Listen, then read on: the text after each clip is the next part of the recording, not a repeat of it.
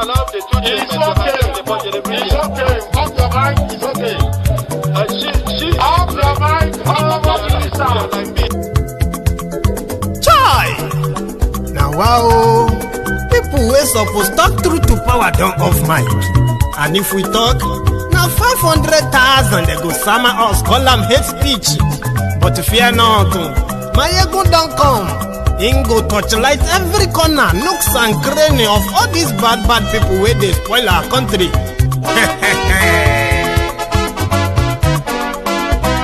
So my people make we laugh, oh, yo, yo. My ego don't come, oh, yo, yo. My people make we shout, oh, yo, yo. My ego don't come, oh, yo, yo. My ego don't come, man of the masses, oh, yo, yo. My ego don't come, oh, yo, yo. My ego diary politico, yo, yo. My ego don't come, oh, yo, yo. This one not the off in mind, oh, yo, yo. My ego don't come, oh, yo, yo. And in the touchlight every corner, oh, yo, yo. My ego don't come, oh, yo, yo. Okay, some people be they holla say they want the power. Chai, them be promise us say we go get light and power. Nah. Them hustle sote they can't get the power. But now they know they do anything with the power. Sure. Every day, dollar just they get the higher power over naira. Still them talk say make we off mind. But thank God say my ego don't come. So my people make you ladder, oh, yo yo. My ego don't come, oh, yo yo. My people make we shout, oh, yo yo.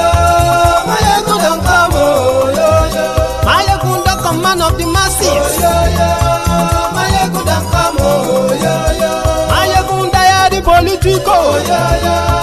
My ego don't come, oh, yo yo. This one not they off in mind, oh, yo yo. My ego don't come, oh, yo yo. Person where they do evil, no one make person talk. Them say that my yegun, that man too they talk. He too they talk. Say my yegun diary, he they hot like pepper. But every day then they take money in bulk. Woman picking, they the street they hawk. Still them talk say make we no talk. But thank God say my yegun don't come. So my people make you laugh, oh yo yo. My yegun don't come, oh yo yo. My people make you shout, oh yo yo. My yegun don't come, oh yo yo. Man of the masses, oh, yeah, yeah. My ego don't come, oh, yeah, yeah. My ego diary politico, oh, yeah, yeah. My ego don't come, oh, yeah, yeah. This man not the off in mind, oh, yeah, yeah. My ego don't come, oh, yeah, yeah. Aha, now you not done here, all these bad politicians, then we call themselves politicians. When they thief our money, we no want make the common man get waiting supposed get for this country. And I never hear something. Now go hear one, my ego. You go show on a paper. My ego diary political. So my people make you shout, oh yo yo. My ego don't come, oh yo yo. My people make we laugh, oh yo yo. Come, oh, yo, yo. My ego don't come, man of the masses, oh, yo, yo. My ego don't come. Hello, the brethren. So good morning to you, good afternoon to you, and a good evening to you from wherever you are joining us. It is Mayegun live. So to some of you who complained of not hearing me well, Mayegun, get closer to the microphone. I think it's time for me to get my hands-free microphone back again, right? Or just hands-free. I can just be here. But pending that time, let's use this, okay? So thank you so much for joining me, right? After reading the caption of the broadcast, please read the description of the broadcast as well. It's quite short anyway. It's not that kind of long one. Then like the broadcast, share it. Invite your friends, invite your not so friendly friends, and tell them to join us the Mayeguti Day. So this evening, we are going to kind of have, a recap of all that transpired at the Supreme Court of Nigeria today. and it is on the PDP and ADC factions, appeal. With the PDP, you have the Turaki faction, then you have the Wike faction. Oh, sorry, you have the Makinde faction, then Wike faction. So far, the Wike faction have been having like a good run in the courts until today. Same with the ADC as well, who have been like facing one court case after the other. But this particular one is just the one that got their names removed from the INEC portal. So the Supreme Court today was supposed to actually make a decision, right? Two decisions. When the PDP conducted, or let me say the Makinde faction, when they conducted their party primary convention in Ibadan, there was a court order that said they shouldn't do it because they removed or they didn't allow the former governor of Jigawa State, and that's Sule Lamido, from participating. They did not allow him to purchase a chairmanship form because, well, it was all kind of like pre-planned. So he went to court, and the court said they shouldn't do that convention. But they went ahead anyway. And from that convention, they then dismissed, or should I say expelled, Wike and all his factional members. Anyway, they went back to court, and the court said, oh, the convention shouldn't have been held because there was a court order that said they shouldn't. Now they went to the Supreme Court. So at the Supreme Court today, the Supreme Court ruled that, yes, the convention in Ibadan is null and void, meaning Turaki is not the chairman, it's not even a factional chairman of anything. So because the convention has been nullified, it means everything they did that day is gone. But prior to that, they've already suspended the guy called Anyanwu, who happened to be the secretary of PDP, who belongs to the Wike faction. So the Supreme Court affirmed that decision. And here is the twist. The Supreme Court was supposed to rule in clarity on who is meant to be in charge of the PDP, which of the groups. But with the Supreme Court ruling today, it simply means that Wike or Solo Makinde, none of them and their factions are eligible to lay claim to PDP. So they are now resorting back to their, their BOT, Board of Trustees, to now act on behalf of the party, choose their representatives or leadership, caretaker they call it, right? So rather than give solution to what many believe there's kind of like a PDP problems, right? The Supreme Court created more confusion. But to that of the ADC, that one is a bit clearer, okay? Because according to the case, it is between Nafiu Bala and David Mark.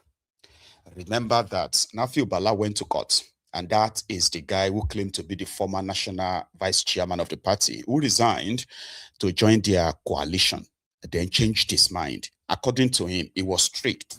He was deceived. So now, if the other members of the executive, which is that of Raf Unwosu, have decided to leave the scene for David Mark, that's their own problem. He didn't resign. So he went to court to lay claim to the chairmanship of the party, ADC, while the coalitionists were busy, like planning on how to work out their differences and choose one of them as the candidate of their party or of the party for 2027. So Bala shocked everyone when he got an interlocutory injunction. Is that what they call it? Anyway, interlocutory injunction, which simply means that David Mark, Aregbesola, and the rest of them should, in fact, stop parading themselves as ADC executives, like ADC national leaders, okay, until the court decides the merits of the case. So David Mark and his gang, they made a mistake. Rather than for them to just, it's not even interlocutory. I think it's an interim order, sure you get. So which means if they had waited it out just for 30 days, 20 days, right, it would become non-effective. But they rushed. They went to appeal court. Meanwhile, the substantive suit of whether they should or should not parade themselves as a chairman and the secretary of ADC, right, hasn't been heard, which means the court is yet to even hear the case. But granted the prayer of Bala, Nafiu, which was that David Mark and Aregbe should stop parading themselves. So they went to appeal court, and the appeal court just thrown the appeal out. Yeah, David Mark went to appeal instead of them to just wait out that order, all right? So they went to court. So that's what makes it a bigger case now, okay? So the court of appeal now was like, no, there is no real case yet. The High Court needed to decide if there is a case first and give a judgment before you come to appeal court. You don't come and appeal interim injunction or something like that, right? Not satisfied. I mean, when the appeal court actually thrown that out, that was when INEC acted, removed David Mark and others as executive of ADC, leaving the coalition party without leadership. And that confusion rages on until when they went to the Supreme Court. The Supreme Court should come and interpret what this is. Now, their own is also pretty much like a further extension of confusion, by the way, or a bit of a clarity. So the appeal court, they are thrown out David Mark's appeal, said they should maintain status quo ante bellum.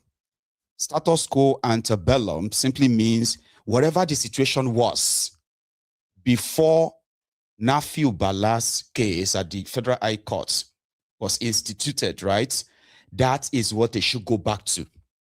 Now, that's where they needed court interpretation, which they actually didn't. So INEC said, well, in their own interpretation means status quo ante bellum simply means ADC has no leadership. How is that even possible? Anyway, they went to the Supreme Court. And today, Supreme Court had to send them back to Federal High Court. I mean, back to where Nafiu Bala started the whole mess last year. Do you understand?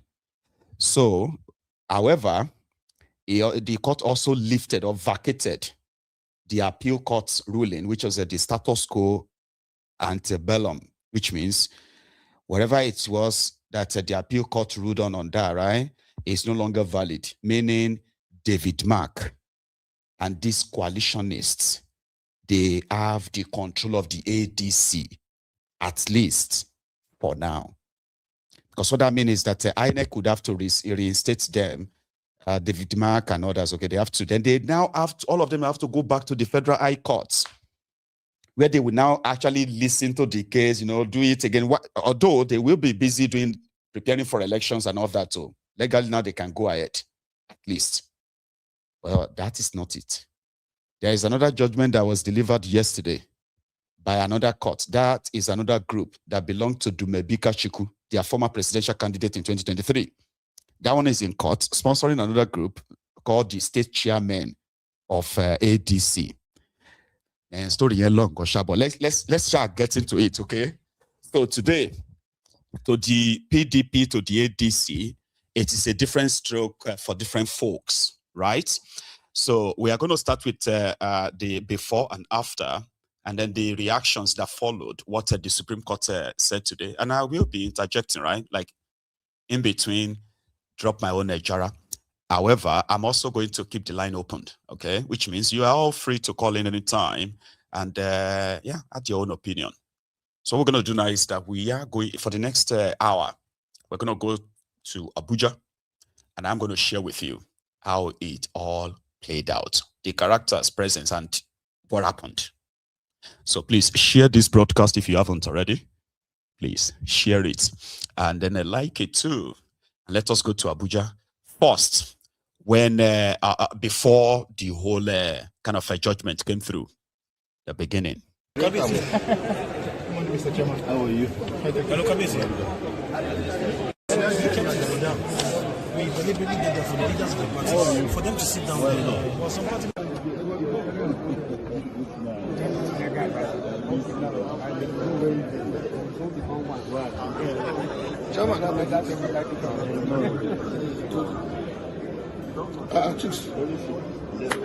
Alpha. Then we are.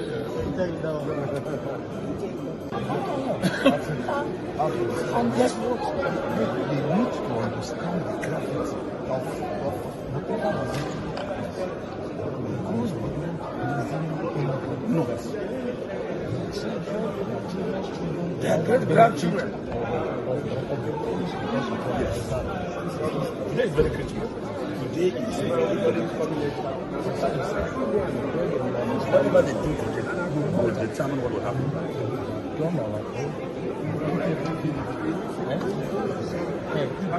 We are here. How are you? Chairman, yo, ko a yi gaskiya ko kasuwa kawasi. Dan koli ya kwashe kansa ya gaba. To a yi gaskiya ne. To gaskiya ne, in a yi gaskiya ko kasuwa kawasi. To me za a yi kuma? A yi gaskiya ne. To shi kenan. A yi gaskiya ne, Honorable Minister. Mu dai gaskiya muka zo nema, adalci muka zo nema. Thank you for coming. Ya kake? Muna godiya. Sanda kokare. Sanda kokare.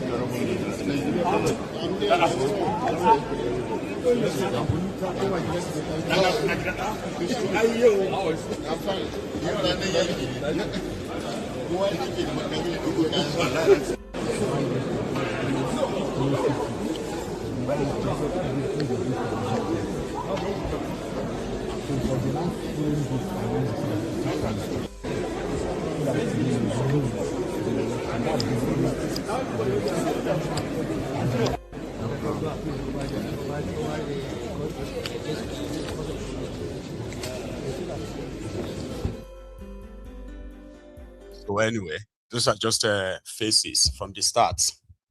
Okay.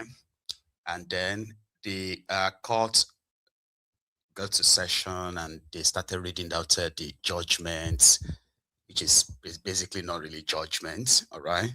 So first with the PDP. So the court said, like I explained earlier, the convention that produced Turaki, void, so Turaki and Makinde and the rest, they are no longer kind of like they claim to leadership of PDP.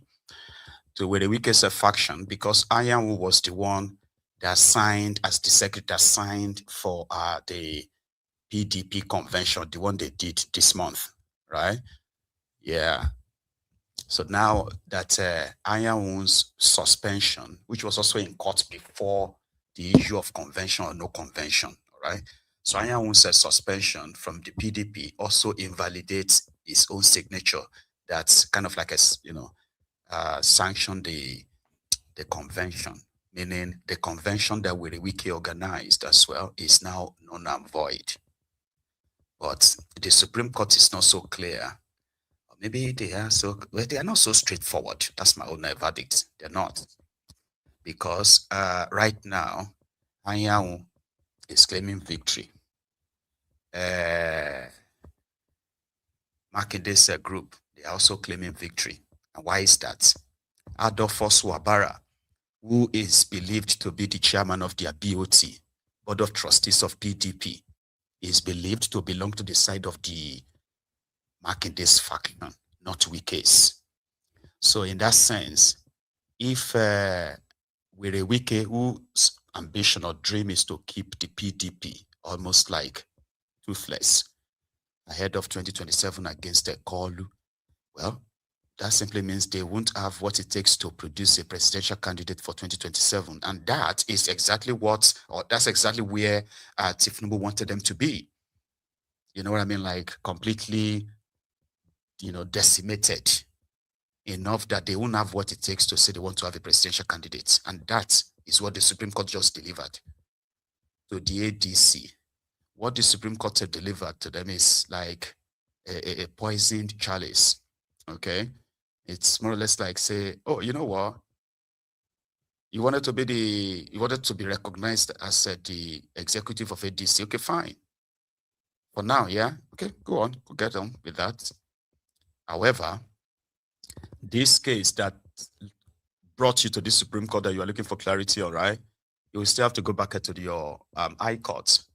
In the course of during the election, a surprise court judgment may just drop, bang. and everybody is back to square zero, not even square one.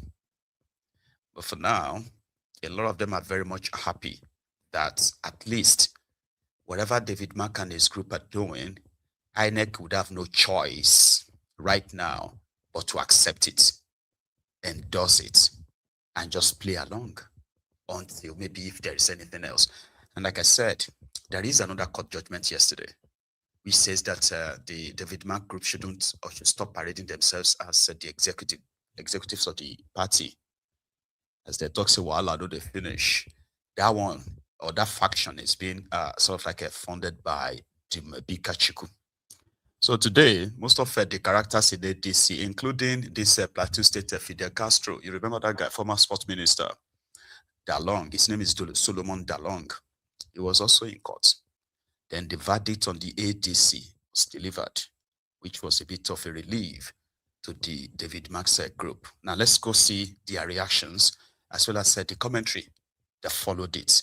So first, after the verdict, inside the court and outside it.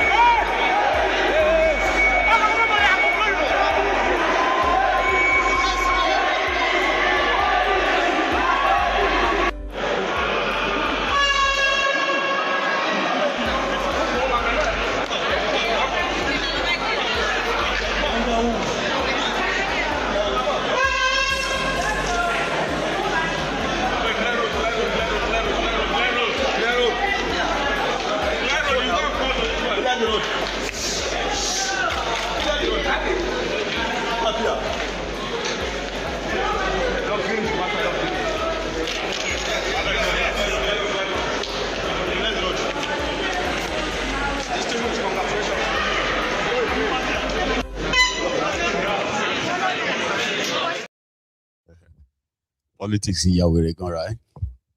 Let me ask a very quick question, okay?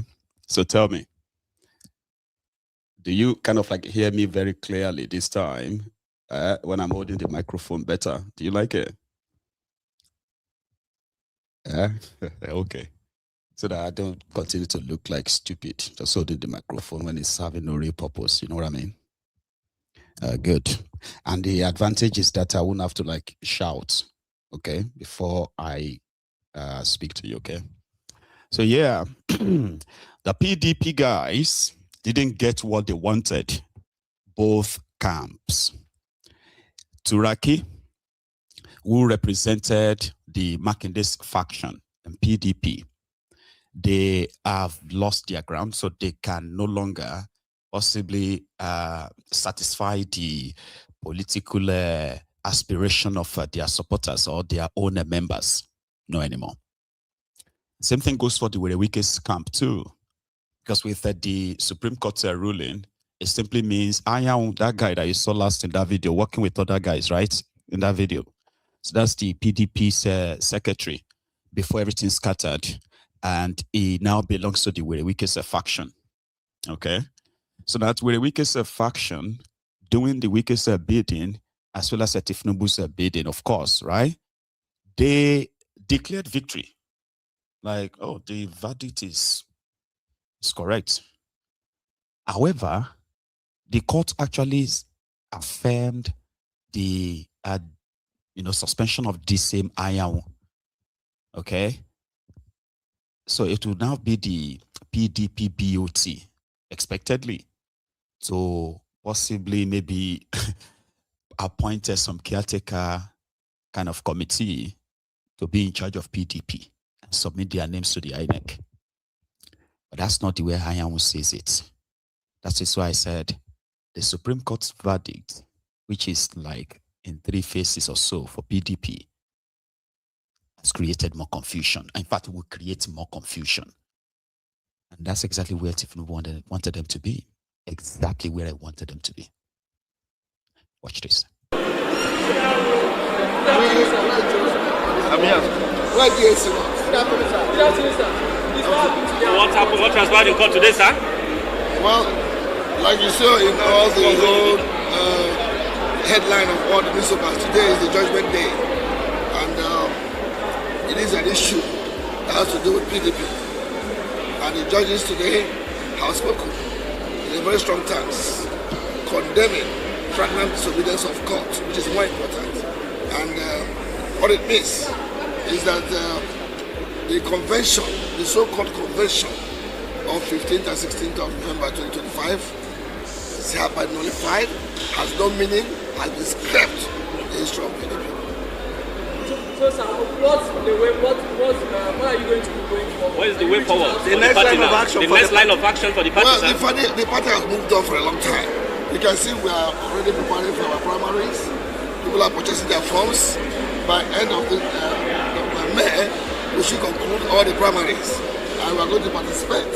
So we are now asking those who are doubting Thomases that PDP is back and alive, very strong and healthy. And your advice for the opposition? Our advice for the opposition is that they should not put like opposition. There's only one PDP in Nigeria. There's something like factional chairman or factional this. There's only one chairman under the leadership of Honorable Abraham Mohammed and all of us. And of course, my humble self, who is the national secretary of the party, who has also been turned back by the convention, so ahead on the 29th of March. So for us, PDP is a family. We are asking all PDP faithfuls across the country, even in those in diaspora, because we have foreign chapters, that PDP is back. We are one family. And for all our brothers, no victor, no vanquish, just one family. Let's all come back together and ask those who ran out of the PDP, thinking that nobody's going to sign the nomination form. There's still an opportunity. We are still selling that form. Between today and Tuesday, they are free to come and purchase the form of PDP. Thank you. The victory is not for me. It's a family victory for PDP. No victor, no. Right. So, to Anyanwu, Oh, where's my microphone? Sorry, I'm so used to that.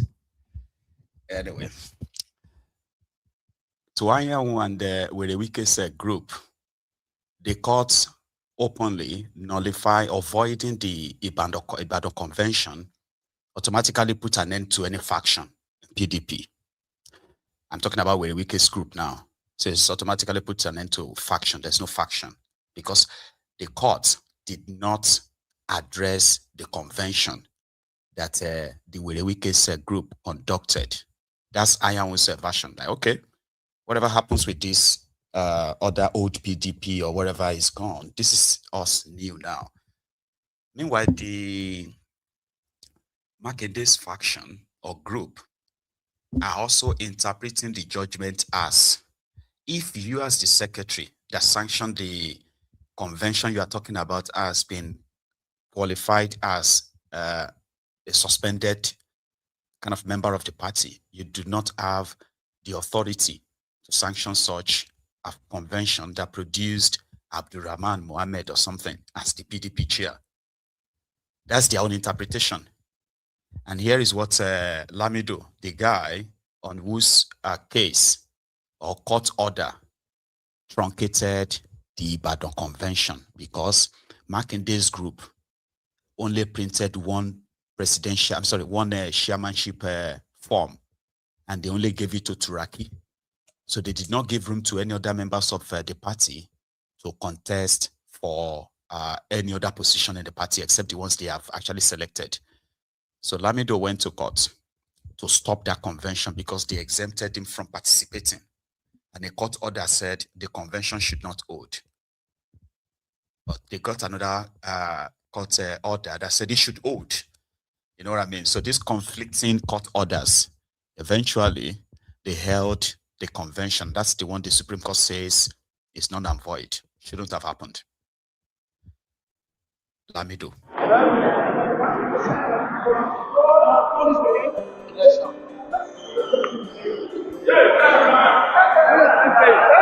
No, please, sir. Yes, sir. Yes, sir. No, not me.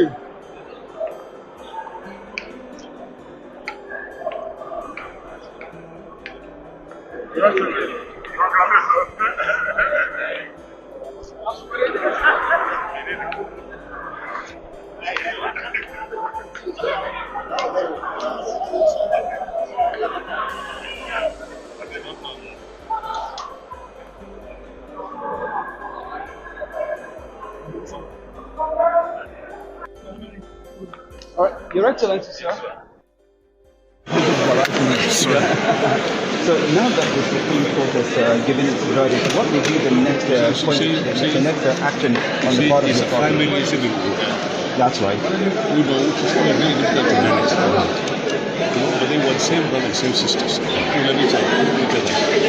Therefore, all of us now should come back. You know, it's not a person emotional excitement. We should work for the party. There is no victory, no vanquished. It's a victory for VD, all of us, whether like you or anybody, it's a victory of the political. All right? So does it mean that this will spell reconciliation within the ranks of the People's Democratic Party? We're brothers and sisters. The same thing. So, what's your back? What's your back?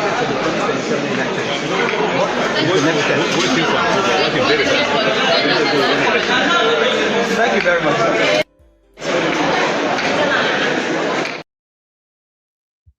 That's Sule Lamido. He's the former governor of Jigawa State. Let me tell you a story about Sule Lamido and why he has been a recurring decimal. In fact, he is a factor in one of the reasons that Nigeria ended up in this path. It's a long story, so I'm going to share it with you just for the sake of this chat. In 2007, when Obasanjo's plan to get his third term in office, right, failed, and it was more or less like he had this other evil plan, or should I say, he hated Nigeria or Nigerians for it. The fact that he couldn't get his third term. Within PDP, there were actual potential performing state governors. Even within his own government, Obasanjo, there were ministers that were seen to be like performing at, you know what I mean, like very well. That he could have supported to succeed him. But rather, he picked a very sick man, a terminally ill man, who was just rounding up as the two-term governor of Katsina State, Umaru Yar'Adua. It was like he wanted to just punish the country, put the country into some constitutional crisis or something. Like, I don't know what he was thinking. A very sick man. He got his dossier and they said he's terminally ill. Yar'Adua wanted to go back to the classroom to become or go back there as a lecturer, not to continue in politics. So Obasanjo dragged him. Then he went straight to Tuoke, another person who was pretty much like unprepared, not interested. The guy wanted to be governor of Bayelsa. He now paired these two he paired them together to succeed him. And he pushed it, conducted the worst election ever, the most ridiculous kind of election, the most horrible election in Nigeria history, to make Yar'Adua president. That even the guy that benefited from the election, Yar'Adua, came out to confess that the election that brought him into office was a sham election, and then he vowed to do electoral reform and blah, blah, blah, which is believed to be what Jonathan concluded, and also got him removed from office. But that's not the story. The story is this: Obasanjo was not done. So when Yar'Adua died and people were making moves to stop Jonathan from becoming substantive president, like take over from Yar'Adua, there were forces. Some were saying that he should just resign and they should just get some replacement, or he should have, different things. It was very big. And this was in 2010. So Obasanjo made a deal. I wouldn't say a deal. It kind of like made a proposition.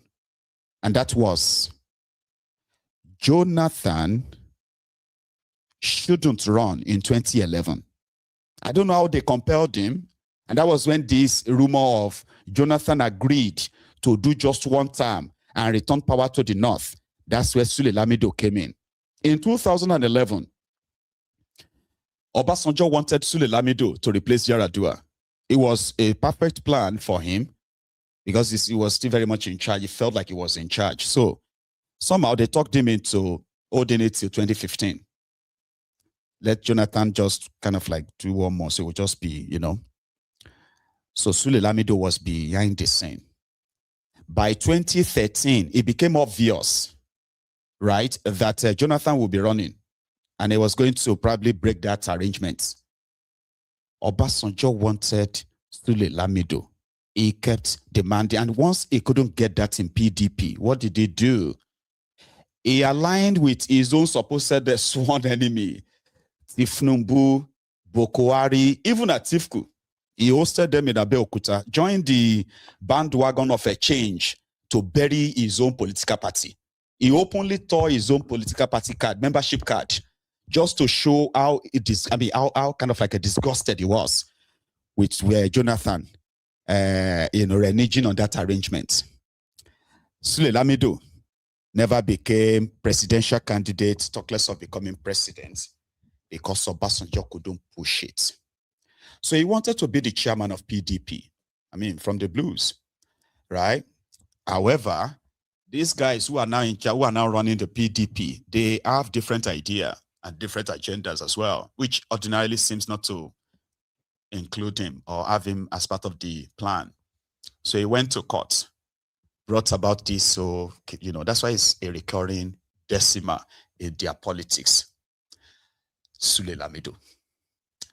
However, the guy who happened to be the chairman of the Makinde's faction, I'm talking about Saminu Turaki, was also in court. And he's got this to say. Now, he can't parade himself as a chairman anymore. That's it, done. But remember, it was with David Mark, I think 3 days ago or thereabout. Yeah, where they had this opposition summit in Ibadan, hosted by Makinde. And they said they were going to work as a faction, as a group. So, which means ADC and Turaki's group in PDP are going to present one presidential candidate. So with this court verdict, I don't think they are in a position to say they want to present a joint candidate as PDP. So they would just have to move to the ADC now. I don't know. But he's got this to say. Go ahead, sir. Go ahead, sir.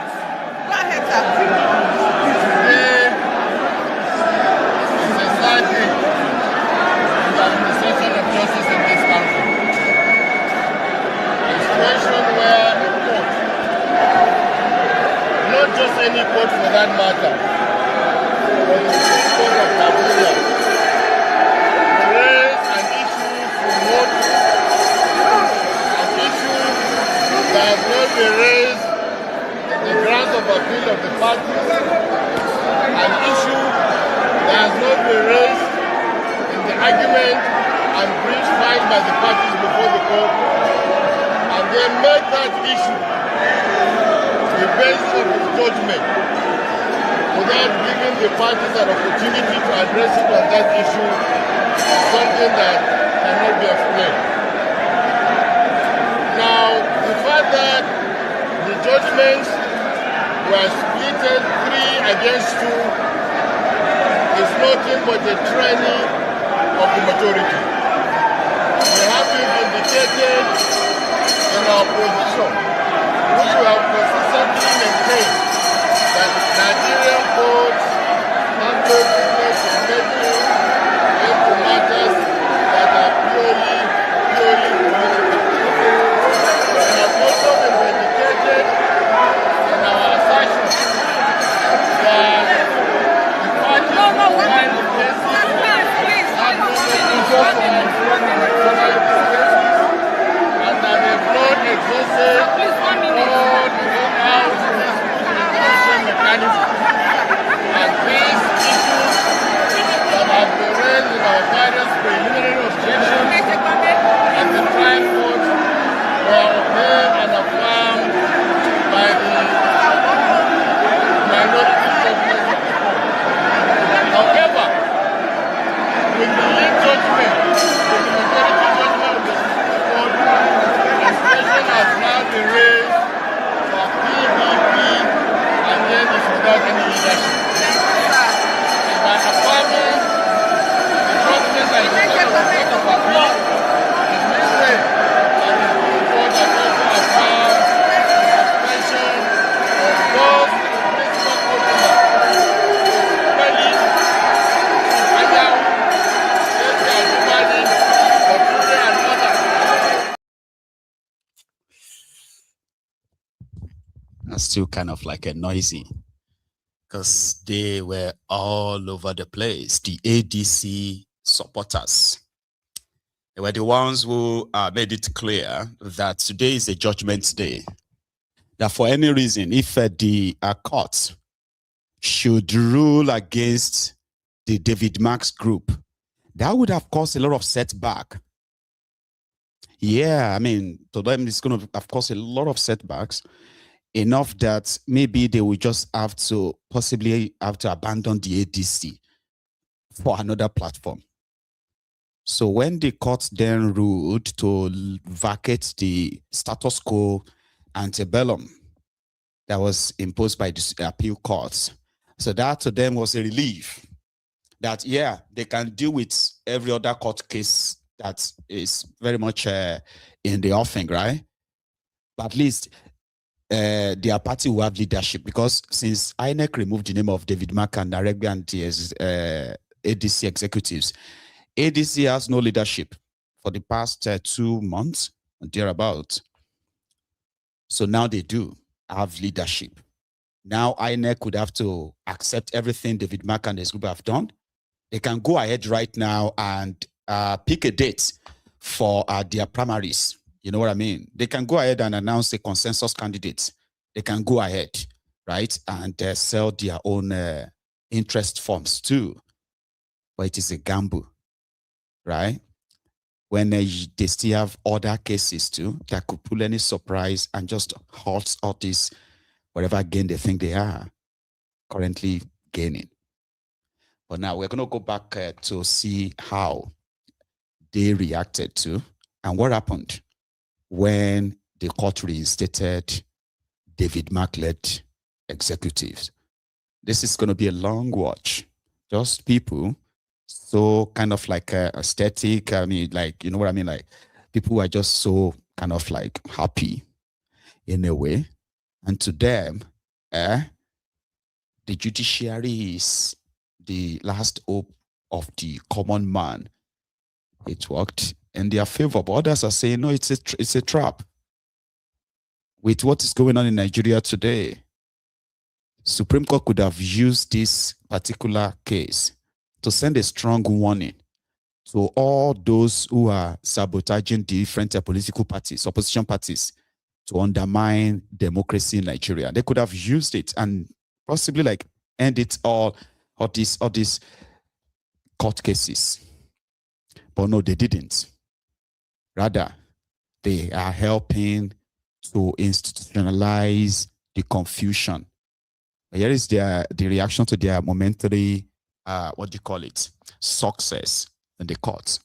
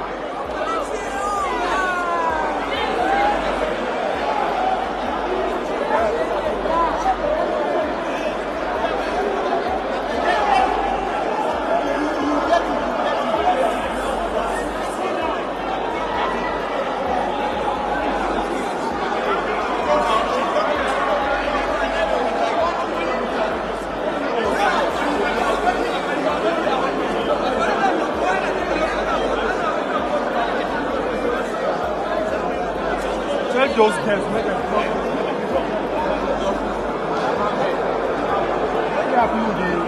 well, I don't have. I know. See, I know. Make I laugh more. But they say thank you.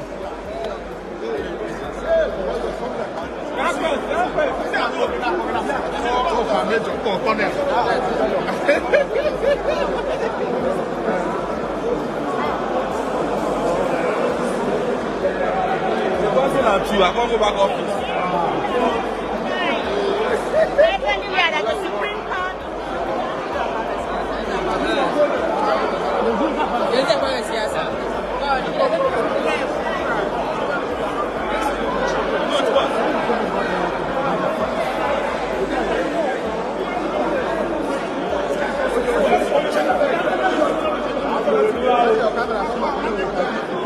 Celebrations everywhere.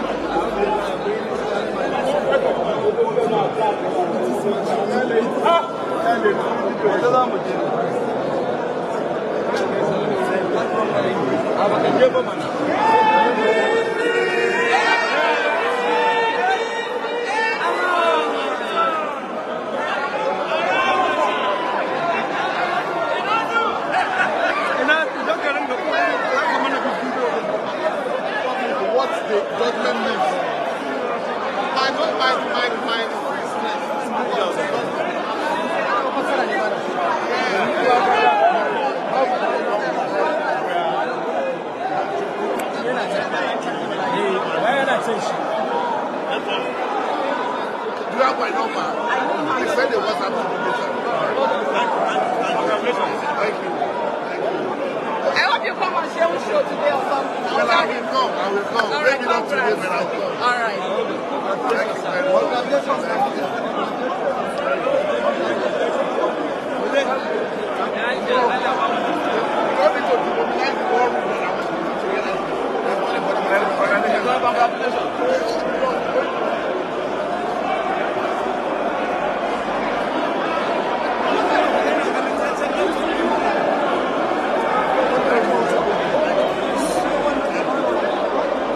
Live.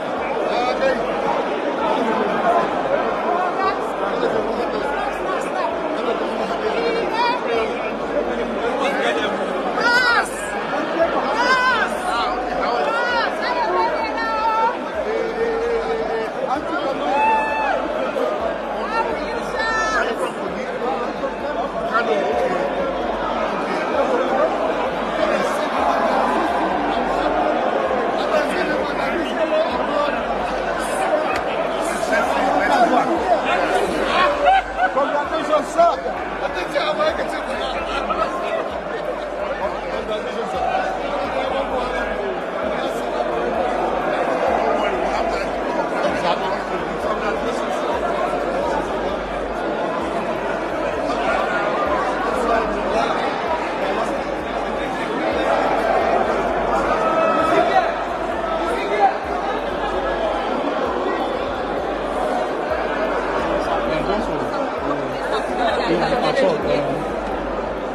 Wannan nasarar bawayen jam'iyyar ADC aikin nan da kika ji da aka yanka wannan hukunci gabaki da wannan garin ta amsa cikin suwa wanda ya nuna cewa wannan hukuncin ta yi wato ta tsare mutuncin demokradiyya kuma it was chaotic. Like, to them, the effort of Tinubu to want to cage the opposition and turn Nigeria to a one-party state has been defeated. That's to them. It is ridiculous sometimes when people take things for just beyond its normal face value, all right? This is just one among many other things that the system has kind of put on their path, and some of them are aware of it. In fact, some of them help put them in place. But somehow, okay, they are convinced, okay, that participating in an election that is obviously systemically rigged, as we have pointed out many times, right? Which to me is just them validating whatever fraud or charade that is going to happen next year, right? But for them to make it look like, oh, with the Supreme Court letting us participate, democracy has survived and they have defeated Kolu's plan for one-party states. I remember we were having a chat on this platform the other time, and the other day, and I actually asked if sometimes we are not overrating these people.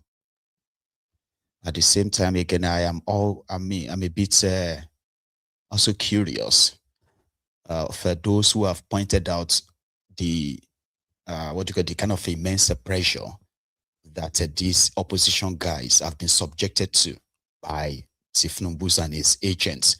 And within that space, they are still trying to, like thriving to still get their heads above the water, that we should give them some credit for at least putting up a fight. While some of us are thinking the fight they are putting up is just so kind of like pedestrian.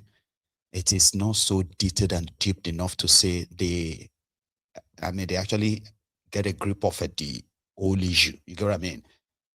If Numbu and his gang have walked round the clock, probably from the day one that they sworn him in 2023, they've started the job of ensuring that the potential groups or political party or group of politicians that could be threats to him are neutralized before that 2027. And they have done this clinical job almost so perfectly well till now, even though it's also exposed them that they would rather have no opposition, okay, than have a viable opposition where they can use their own achievement in office, okay, as their probably like saving grace, but they don't have that much. So they would rather not have any opposition. You get what I mean? Like they would rather not have any real viable opposition than have a strong opposition that could get or dislodge them, get them out of office. So they started the job a while back as they were doing this behind the scene threat, you know, or they say using this blackmail, whatever, on the corrupted politicians from all this part of Nigeria to ensure that they all have to line behind, call you. And if you fail to, then you should take whatever is coming to you. Whatever comes to you, take it. So they've entered all the political parties enough that if for any reason, any political party tomorrow that you don't know about today should by any means tomorrow associate themselves or associate itself with any of these guys, boom, there's going to be a faction that will spring up. So this their modus operandi to further neutralize any means of opposition. And it's not just political parties, by the way, even the civil society organizations, the ones that usually shout human rights this, corruption that, and the blah, the blah, the blah, good governance this and that. Most of them have been bought. Most of them are now on the side of Kolu, praising him subtly or even openly. So the opposition, believing the Supreme Court that should have been so straightforward in their judgment, decided to create more confusion, as if to say the Supreme Court judges are not also Nigerians. They are not living in Nigeria. They don't read the news. They don't see things going on. I am not saying that the court or the judge is expected to probably rule on something that is not before them. But hey, the same Supreme Court ruled last year, something that should have been like the end of it. The Supreme Court ruled that the internal affairs of political parties remains the responsibility of these political parties.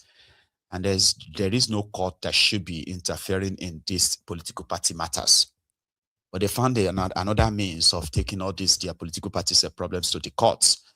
For example, that some people are using their influence in the party to deny other people their fundamental human right, blah, blah, blah. And then the courts are there, the judges are there to give all these ridiculous judgments, court orders and the rest of that, to continue to pollute the water. And in the long run, one person will gain from that. And it's going to be Kolu. But they possibly see what we don't see, at least. So let's go back to that court. This was what Balaji Abdullahi, that guy you saw in the video earlier, right? So he's the National Publicity Secretary for ADC, their coalition party. You know, in the old melee, or should I say the chaotic scene, right? He was able to say this and captured. Listen.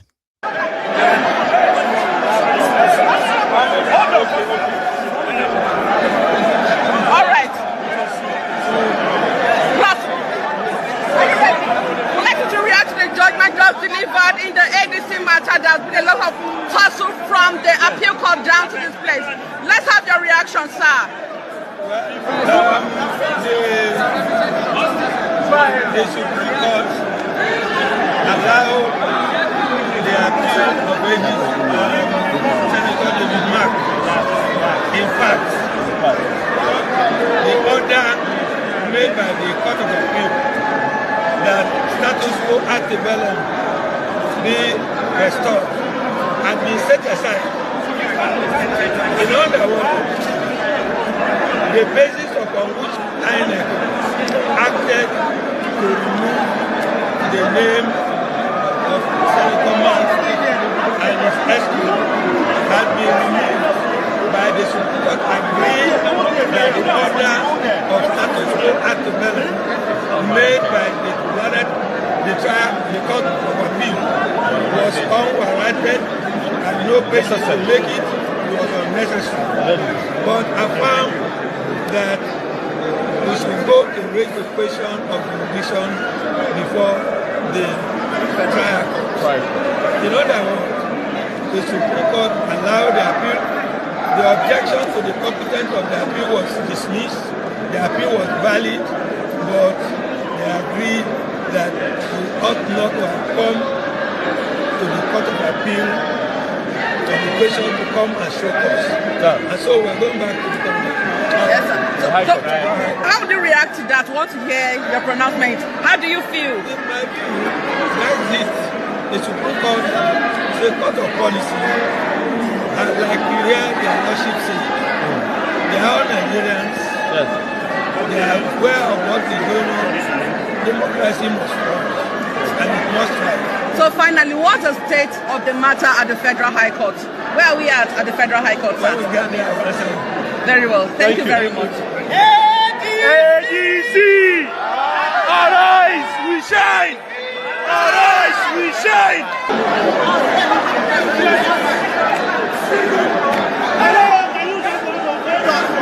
So please, man. Yes, so please, what is the state of affairs concerning this judgment now from the Federal High Court?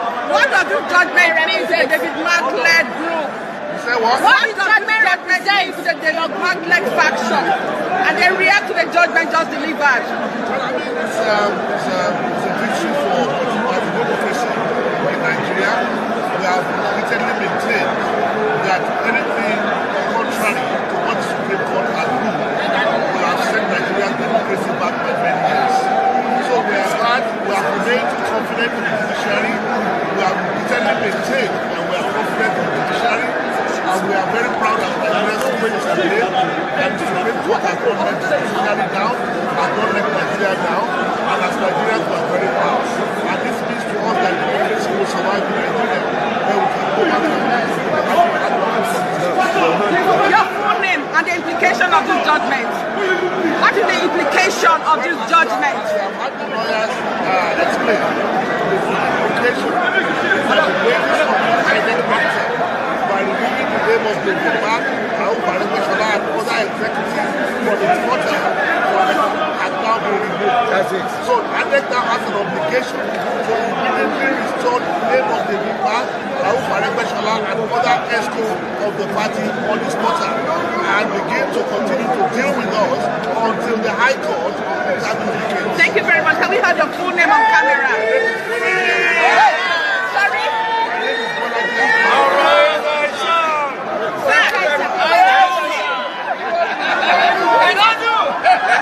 Let's hear from you. Oh, okay. This judgment is not just judgment, it's a justice. And by the special grace of God, God will bless all the 5 judges that have delivered this judgment in order to pay Nigeria out of this nation we find ourselves. By the special grace of God, democracy has come to stay in Nigeria. Thank you very much. Do you still request from the INEC chairman? I withdraw my confidence because I believe that he will restore his dignity back by restoring the David Mark executive into the INEC quarter. Thank you. Thank you. Okay, sir. Your name?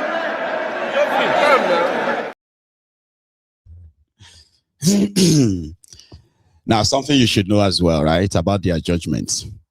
In the case of the PDP appeal, right, it wasn't unanimous. It was a 3-2. 3 judges agreed that the convention in Ibadan should be notified. The suspension of Anyanwu should be upheld, right? While 2 disagreed. They agreed that the convention in Ibadan was fine. The suspension of Anyanwu, all right, should also stand.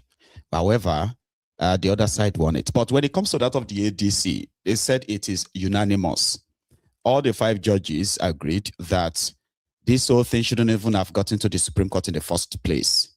It is a complete mess made by the David Mark group themselves, their lawyers, including the court as well, the way they have handled the issue. So therefore, they should go back to the High Court and then listen to the main kind of like a suit that Bala Nafiu brought against David Mark Group. But Bala Nafiu's lawyer actually disagreed. A senior advocate of Neil's son said, oh, hang on. I'm so sorry that I have almost like ignored some of those who are trying to call in. Okay, you can call in. All right, I can take your call. We're going to go on another long watch.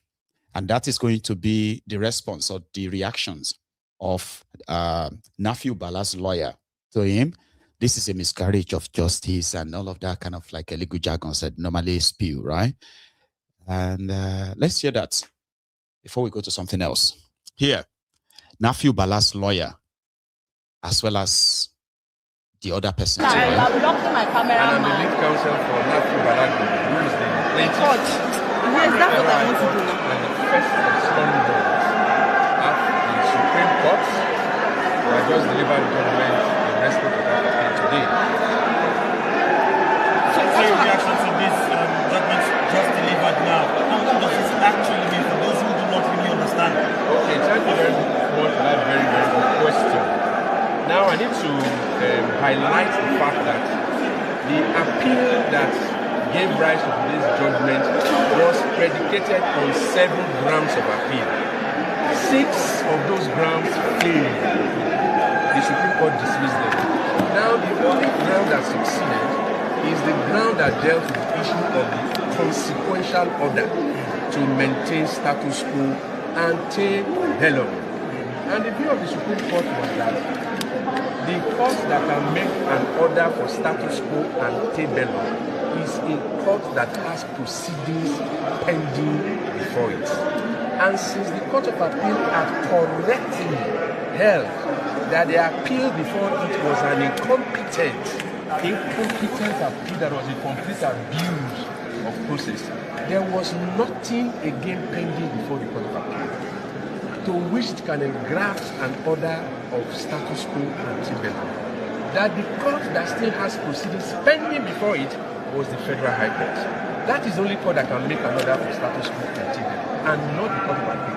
Because the Court of Appeal correctly held that the appeal filed by Senator David Mark was an incompetent appeal. It was incompetent because it was an appeal against the exercise of judicial discretion by the Federal High Court, and that the Federal High Court correctly exercised its discretion by saying, you defendants, come and show cause why I should not make this order. Come and show cause why I should not make this order. More importantly is that appealing against such an order, you cannot now properly engraft an issue of jurisdiction on it. This was the main decision of the Supreme Court. So the appeal in the main failed. It failed because the real objective of this appeal was to get the Supreme Court to decide the issue of whether or not the claim before the Federal High Court was justiciable. Was it a justiciable claim or was it not? The Supreme Court said the Court of Appeal properly declined to hear it because that issue is properly before the Federal High Court. We are going back to the Federal High Court for the case to be heard on the merits, on the basis of the order of the Court of Appeal for accelerated hearing. Let me make the point.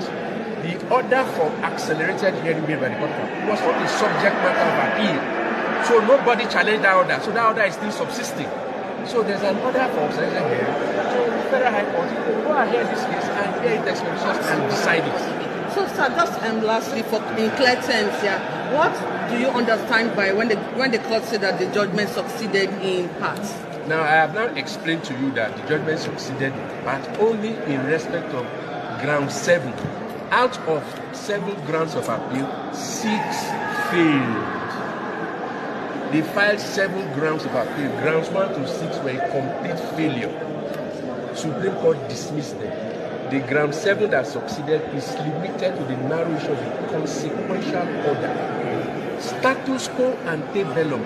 Should the Court of Appeal have made that order, Supreme Court said no. That the only court that can make such an order is the court that still has case pending before it, which is the Federal High Court. So that is the only narrow issue on which this case succeeded. It failed on every other ground. So does it mean the demand is still the national chairman? That is now for the courts to decide. Are you with me? That is for the Federal High Court to decide. That issue. Why are you saying that question? The question is just asked. Did not arise for decision at all by the Supreme Court. The Supreme Court did not enter into such an issue to decide it. Whether this person is the chairman, whether this person, that issue didn't come up at all. It fell within a very narrow technical compass. Was the Court of Appeal right to decline to hear their appeal? That's all. And Supreme Court said, yes, they were right, but they were wrong to have made out that it was on that basis of ante bellum that INEC removed him, delisted him. INEC did not remove anybody. They recognized him. INEC simply acted on the order of the Court of Appeal. Okay, so in clear terms, what we're trying to understand is now that that order of the ante bellum has been vacated, does that now mean that he'll be reinstated? Let me emphasize, because what we are dealing with now is the principle of law. The most fundamental principle of law is that whenever, and I repeat the word, whenever a case is seeking for an injunction that do not do this, do not do that, whether an order is made or not, you act at your own peril if you go ahead to do what is being sought to be restrained. Because if the case succeeds, you are going to do everything you are going to be reversed. That's the effect of it. You act at your peril. This is the decision of the Supreme Court itself. Jukwu and Lagos State government. It's an old case, 1986. So this is a firmly established rule of law. Whether an order is made or not, the moment we are aware of an injunction, you have to just simply stop doing what you are doing and respect the authority of the courts to decide the case one way or the other. Please let's have your full name, sir. The name is Robert Imuku. Thank you so much. Okay. Any others? One more. Okay, Barrister Kingdom. So let us. I applied in the matter now. So, what is your reaction to the? Okay, it's only symphony. You want to talk to? Symphony. Let's talk. So, what is your reaction to the judgments? I'm already there. Are you taking it? Huh? Okay, go ahead. Well, you must have taken enough. You must have had enough interviews.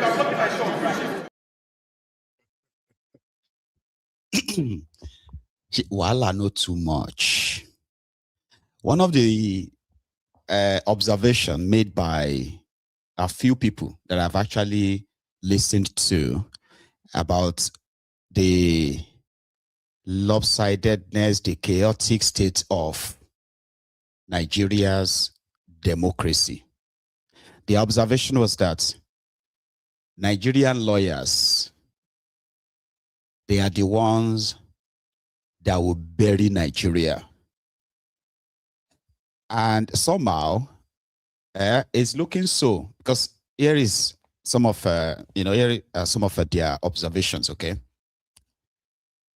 In Nigeria, they have laws, and the politicians have no real idea about the laws they are making or the implication of it.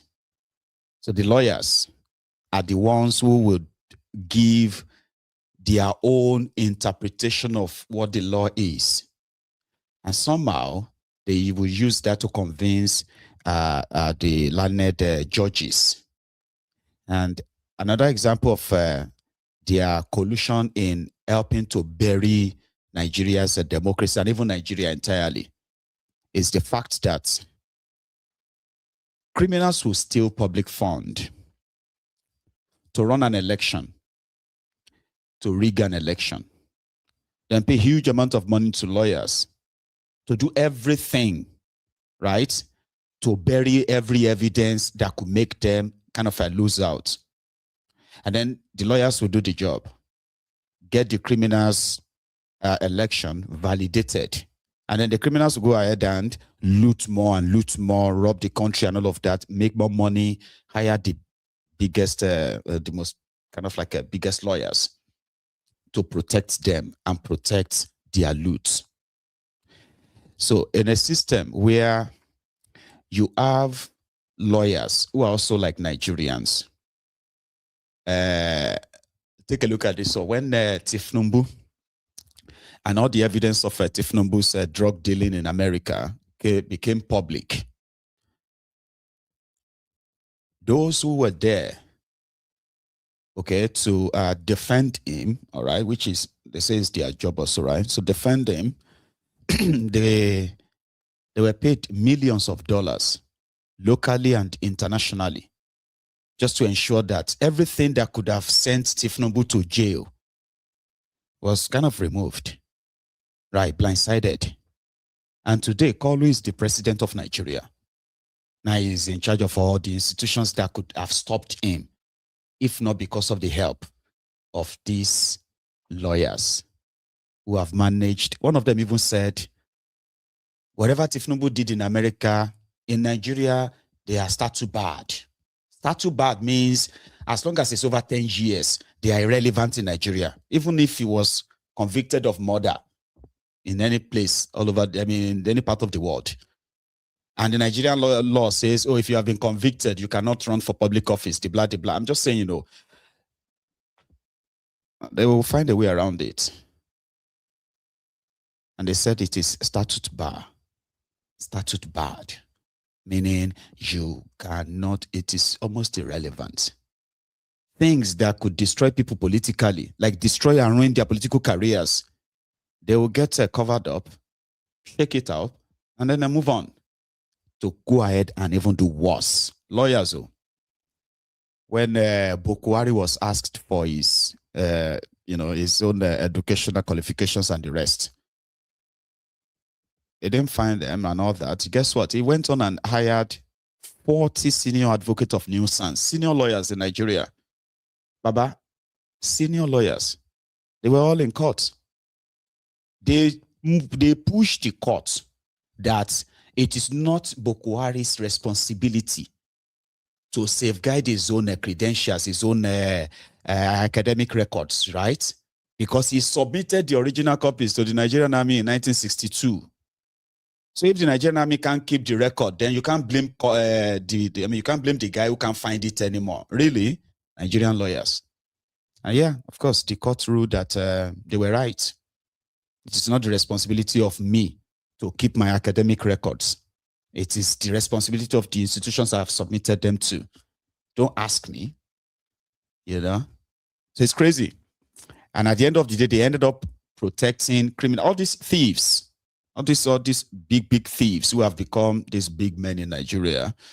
All right, they started somewhere, and some people protected them through this finding legal lacunas that could protect them, protect their loot, in order to wreak more havoc. And that is why we are where we are, you know? Criminals. So Bala's lawyer believed that their own interpretation of what the Supreme Court said did not reinstate David Mark. In fact, it only corrected the steps and the moves that they've made. And if the 7th ground of appeal that they sent to the Supreme Court, they lost on 6. The 7th one was basically to correct the pronouncement of the appeal court that shouldn't have been pronounced or been like ordered status quo ante bellum. So I don't know how ADC themselves are going to react by tomorrow if the names of David Mark and their executives, right, if they are not put up on the portal. So how is that going to last, or how long is it going to last? We don't know. But the thing here now is that they believe they have the clarity and the clear path to continue their process, membership mobilization, nominating their candidates for elections and clearing them and passing them through INEC and getting them ready to challenge the APC. So it's cooking, all coming together, right? Now let's leave this ADC for a sec, okay? There is another camp that sometimes people felt, in fact, I've actually picked up rumors, okay, that Obasanjo is also involved in this, their NDC. You know, there's another guy, there's another party called the NDC, owned by Seriake Dixon. Yes, the former Bayelsa governor. It was in PDP, right? So he started his own political party, got registered, and somehow he's been kind of like being touted to be another alternative in case if this their ADC didn't work. Others are saying, no, Obasanjo is involved in the NDC in order to ensure that whatever coalition the opposition are putting together doesn't work because Atiku is involved. And you know Obasanjo and Atiku and the rest of the thing, right? So they said because Atiku is involved and the way this their ADC coalition is going, it could actually end up in the hand of Atiku. And Obasanjo have no real kind of like influence in their coalition. Again, I just heard all this, so this is not my own theory, okay? But somehow, right, you can piece them together too. So Seriake Dixon has been very much active as all these other guys are leaving this PDP, APC, and all of that stuff, right? He's been kind of like harvesting some of them too. Here is a Marafa, the guy that joined ADC, I think 2 weeks ago or 2 days ago. He has left ADC for NDC. They are meeting.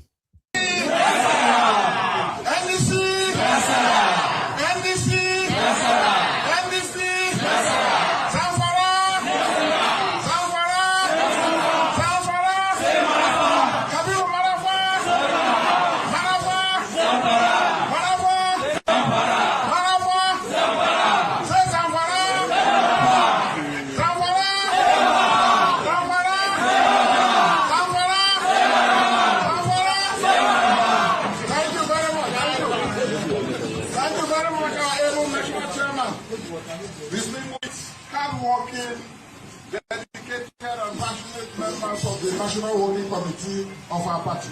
All of you in no particular order. And they are all here. Round of applause for all of them. Let me recognize my special brother. My special brother. Give you.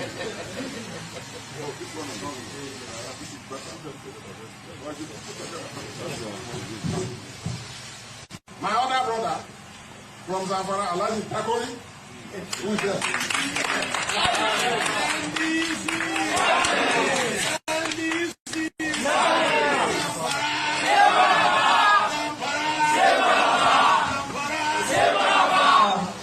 Thank you. And now, to the man for whom we are gathered this afternoon, who has led this distinguished delegation all the way from Zamfara here. He's a good man, a great Nigerian citizen. Distinguished Senator Kabiru Marafa, Commander of the Order of the Niger. We both share that title. And as a diligent officer of the Federal Republic, he's again today reporting for national duty. And I recognize you, I welcome you with this eminent delegation that you have come with. And all of you who came with him. And thank you especially for believing. Thank you, and thank you anyway. So that's on the side, all right? So it was alleged that Marafa that joined ADC from APC, I heard, right? He was denied the control of the party. Yeah, he wanted the structure of the party because that's how you don't just join political party in Nigeria, all right? You have to like negotiate. And your negotiation skill will determine what you get. If your jumping ship is to bury your political career or it is to advance it. You know what I mean? So Marafa couldn't get that according to, allegedly, so he couldn't get that. So he decided to go to NDC and they handed that over to him. You want Zamfara? Take it. That's how they always, remember when Peter Obi joined Labour, right? It was like, oh, you wanted the nationals, take it. Do with it wherever you think is right, sort of.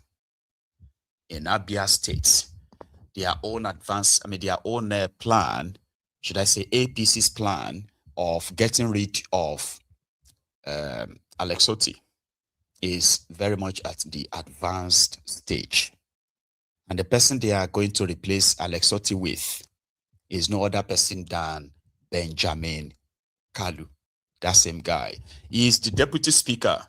Mind you, a former lawmaker in that same Abia State is rooting for him. How they are going to get rid of Alex Otti. Maybe you should hear it. The office is for you. APC, please do not make mistake. Agree with me that Emeka Atuma, as I'm repeating myself, is the only one you can allow your ticket. You can see that fly the ticket of this party that can win other contemporaries of other parties, including the governor. And because I'm going to win the governor, it will also bring winning to our governorship candidates. Because you know we will win Abia. I see commissioners here. I see local government chairmen here. I see SAs here. I see all of them here. Look at them, men of special character with good credentials that can occupy any office. Who not are here? That's why you're seated here. And the only way is for us to win the Senate, connect ourselves, because Ahmed Bola Tinubu will win as president. Abia Central need not to be in an opposition party again. The seat. Connect, go to the National Assembly, mingle with other people that will come in the majority party, APC, Party Ani. In Abia, we're in minority, but in 2027, we will be in majority. Benjamin Kalu will be governor. Benjamin Kalu will be governor. Benjamin Kalu will be governor. How many times did I say it?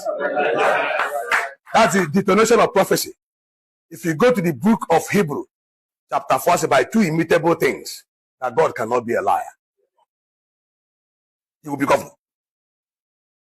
And Emeka Atuma will be the senator representing Abia Central. And all of us collectively will be happy to be a happy family.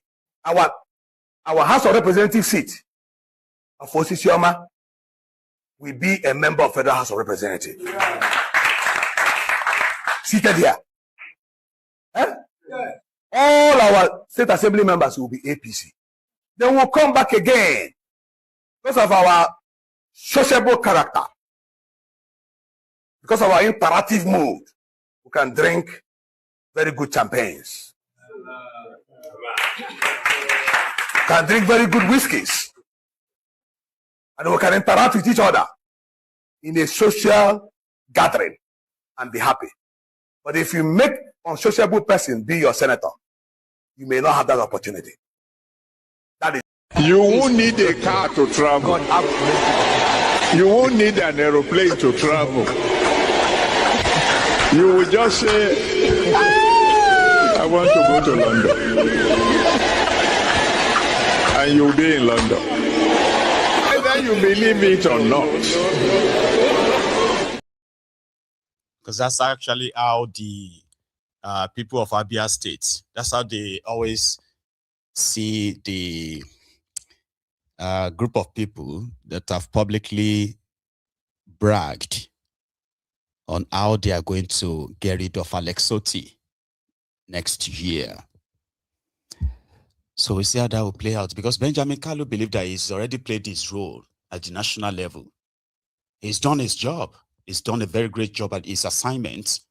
He is the guy, the brain behind this electoral act manipulation at the House of Representative level. I don't know if some of you still remember.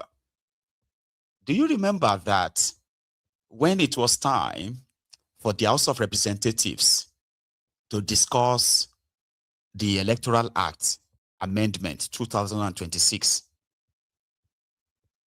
they now realized that the clerk of the house or something only printed 2 copies of that bill, and one was given to Benjamin Kalu, who presided over the session, right, where it was debated. and another one was given to an APC lawmaker. 2 copies. Other members, even from APC or PDP or other places, they were not given any copy of the Electoral Act bill. Benjamin Kalu was now reading it. I'm just trying to kind of like rejig your memory, if you remember now, right? Benjamin Kalu, they were supposed to attend to the bill, right? Section, subsection by section, like they have to do like one by one. Discuss this one, pass it. Discuss that one, pass it. Benjamin Kalu started reading from section 1 to, 1 to 10. Those in support say hi. Those against say hi, savage. I was like, what are you talking about? What do you mean from this section 1 to 10, section 10 to 20, section 20 to 30? Why? Okay, I'll show you. This was how Benjamin Kalu helped in shaping the fraudulent 2026 Electoral Acts, the one that is going to be used in conducting your 2027 elections, rigged before it even started. Chairman, Electoral Act, please again rise to move a motion that the second one be read a second time. Actually, I've moved it before just to lead the debate. Yes, thank you, Mr. Speaker. Once again, my name is Honorable Prince Balogun, member representing Ebejiri Federal Constituency. Mr. Speaker, point of order, sir. Please, what is your point of order? Give me. Mr. Speaker, honorable colleagues, I think we are expected to have copies of what we are passing. This is a very serious matter, and nobody has seen it. I've just asked them. It's not been shared. Nobody has a copy. Clerk, you told me they have shared the copies. Nobody has a copy. I've asked here. They don't even have a. So we are passing Electoral Act amendment, and nobody has a copy of what we are passing. If anybody has, maybe you can share, but nobody has it. And we're taking it back to Committee of Four for consideration without even looking at what we're passing. Mr. Speaker, the bill is on the platform. You can open. The bill is on the platform? Yes. The Electoral Act is so important that we cannot afford to just sit down. You have passed it now, and we want to consider it without even looking at it. I mean, honorable colleagues, please. No, Honorable Dasuki. Sir. Nobody is considering it now. It's being referred to the committee to do their job. And it is, in this era of paper, Mr. Chairman, we are trying to avoid much of paper publication. So we should be using this electronic. We want to go e-parliament. Even for amendment, we have never amendment from platform. These are papers we see. This is Electoral Act. Yes. It affects everybody. We should see it here. Read it and see what we're Chairman, outside publishing it on the platform, please make sure you make copies and circulate. It's not on the platform. Thank you. It's not even on the platform. Which one of the platforms? The general platform. The colleagues are saying it's not there.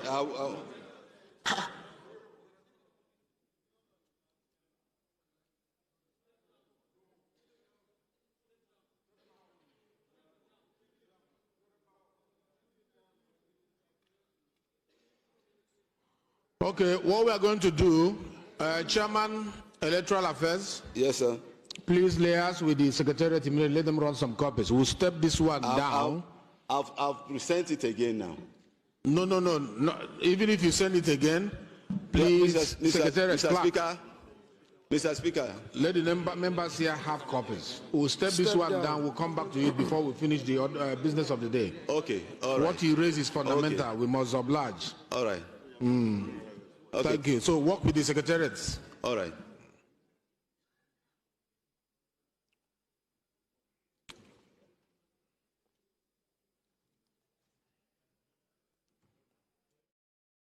So do you think they didn't know? They called a session. Did you see that? Even, I mean, that's a throwback video, by the way. I don't know if some of you remember. Now you have been reminded that you remember now, Abi. To the point that they had to start screaming, Tinubu Ole, this is forged check. You remember they were saying this whole thing was forged. Tinubu signed it within 10 minutes. He didn't even bother reading it. Why would he read it? He drafted the copy. His team drafted the copy and gave it to them. So they already had everything they wanted. So why should they? Like lawmakers, there were supposed to be 360 of them in that chamber. It was supposed to be filled to the brim, discussing that crucial, important, supposed bill, Electoral Acts. None of them had copies. None of them, except the guy that was to move the motion, and then the speaker. I mean, the guy acting as speaker, Benjamin Kalu. They was okay. I send it on the general platform, WhatsApp group. Oh, that's what is called the general platform, the WhatsApp group for lawmakers. Here you get. That's why I said I posted it on the general platform. I said, but you are supposed to print it out for us. I mean, you were supposed to print it out. We are supposed to have a copy here. Look into it section by section, step by step. So that's not what you have done. Okay, Mr. Speaker, I've sent it now. Oh, you've sent it now. When they're actually going to be debating it, it's all deliberate. Eventually, they passed it. Oh, they passed it.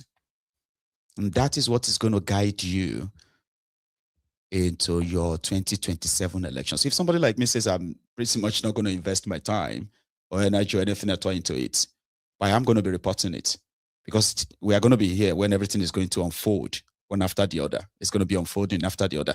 They've set the stage for what's going to happen in 2027. And this that you are witnessing right now, many more that you're still going to witness, they're just going to be component part of a whole of what they have projected for 2027. Waste of time, waste of lives, waste of resources, waste of opportunity. And again, taking generation on another wild goose chase, destroying lives. But also sad, Gonsha, it's actually really sad when the options before the people is this one. And then you look at it, it's like people are so powerless, like there's nothing they can do, like, except something happen. Something happened. How? How could people submit that?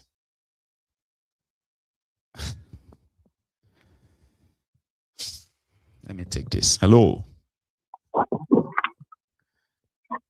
Can you hear me? Hello, MJ. Hello, sir. How are you? Hello. Yeah, not too bad. It's me from there. What's going on, brother? I mean, I'm still here surviving, eh? How your side? Yeah, we are all watching the movies. It's unfolding. Script by script. Unfolding. Yeah. It's script anyway. They just try what they are trying. There's something I want to contribute, I thought, for my, it may be, as I normally said, they may say that it may be conspiracy theory, right? I think at the moment, call is driven. In a football, there is a time you just dream. You end up dreaming yourself at the same time. You take this judgment today. I think no matter what they are planning, this is what David Matt is expecting. This is what they want. This particular, it doesn't matter whatever thing again they are doing. I pity for, I don't know who they want to give their ticket, but to confirm them is just give them a head, as you said, to go on with what they are doing. Then let them play them on the election day or whatever thing. You understand? This is exactly what they want. Do you it's think, like they are in 50-50 now with people. Yeah. Do you think, let me ask this, right? Do you think the surprise that a lot of people are expecting, which is... I can't hear. Oh, can you not? Hello? Yeah, I can hear now. Can you? Okay. Hello, I can hear you now. Yeah. Right. So if, they are going to go ahead right now, choose their candidates and the rest of that and get ready for elections like that. But the cases are still going to be in court, right? So do you think if a court just deliver a judgment that says, oh, yeah, now we've heard the case, David Mark is not at the... The only way, the only thing... They are about to do election. Huh? Because, I'm not listening to the TV. I'm just trying to listen on the radio. Yeah, I expected you to listen to the phone. That's how we can talk and ignore Yeah, the yeah. TV. But what did you get from Yeah, what I yeah, asked? not because it's frozen. But anyway, I can hear you now. Yeah, maybe you should react to the ones you heard, right? Go on. Okay, I didn't really hear anything, but what I'm thinking, if I'm not mistaken, you know, as I was saying, I think all these judgment that come up today is premeditated judge. Is that they already know what is going on. This Latif was there as well. The Latif was in that court today. You know what I mean? So this is what they already said. They know, Kolu know. They just wanna. It's a trap, right? But I think now I'm feeling, Kolu is a Maradona. He tried to be a Maradona fan or Messi. Now he's gonna end up dribbling himself. You know, when you dribble too much, people will be clapping for you. Oh, this guy, you're a skillful player, you dribble. But sometimes they become selfish and start dribbling themselves. Player will not even come close to you. You start dribbling. You know, so this what he did today in this judgment. This is exactly what David Marks and I know ADC want. You know, it's a danger thing. It's a danger thing for them, but it's just to be, you know, the chaos, the anarchy. This is the road to the anarchy. This is what they really did today. The road to the anarchy. Yeah, that's the way I see it. Because one, there's nothing again unless Supreme Court will, retract himself. You know, go and say, okay, we did not do that, which is going to be difficult. But you see, this NATO power they give them is 50-50. These guys, remember, they're already disobeying them. They're already disobeying the court. They're already disobeying everything that is going on. Since they know that the court is working with Kolu, you understand? The court is working. They already know it's Kolu court. They already know everything that is happening. But this opportunity now, they give them, okay, carry on, do what you're doing. For them, they just wait to know, okay, we are doing what we are doing, come and stop us again. No matter which court they are coming. I don't think even that, the High Court, they are not going there. They are not going to that High Court. They will follow like this to the election.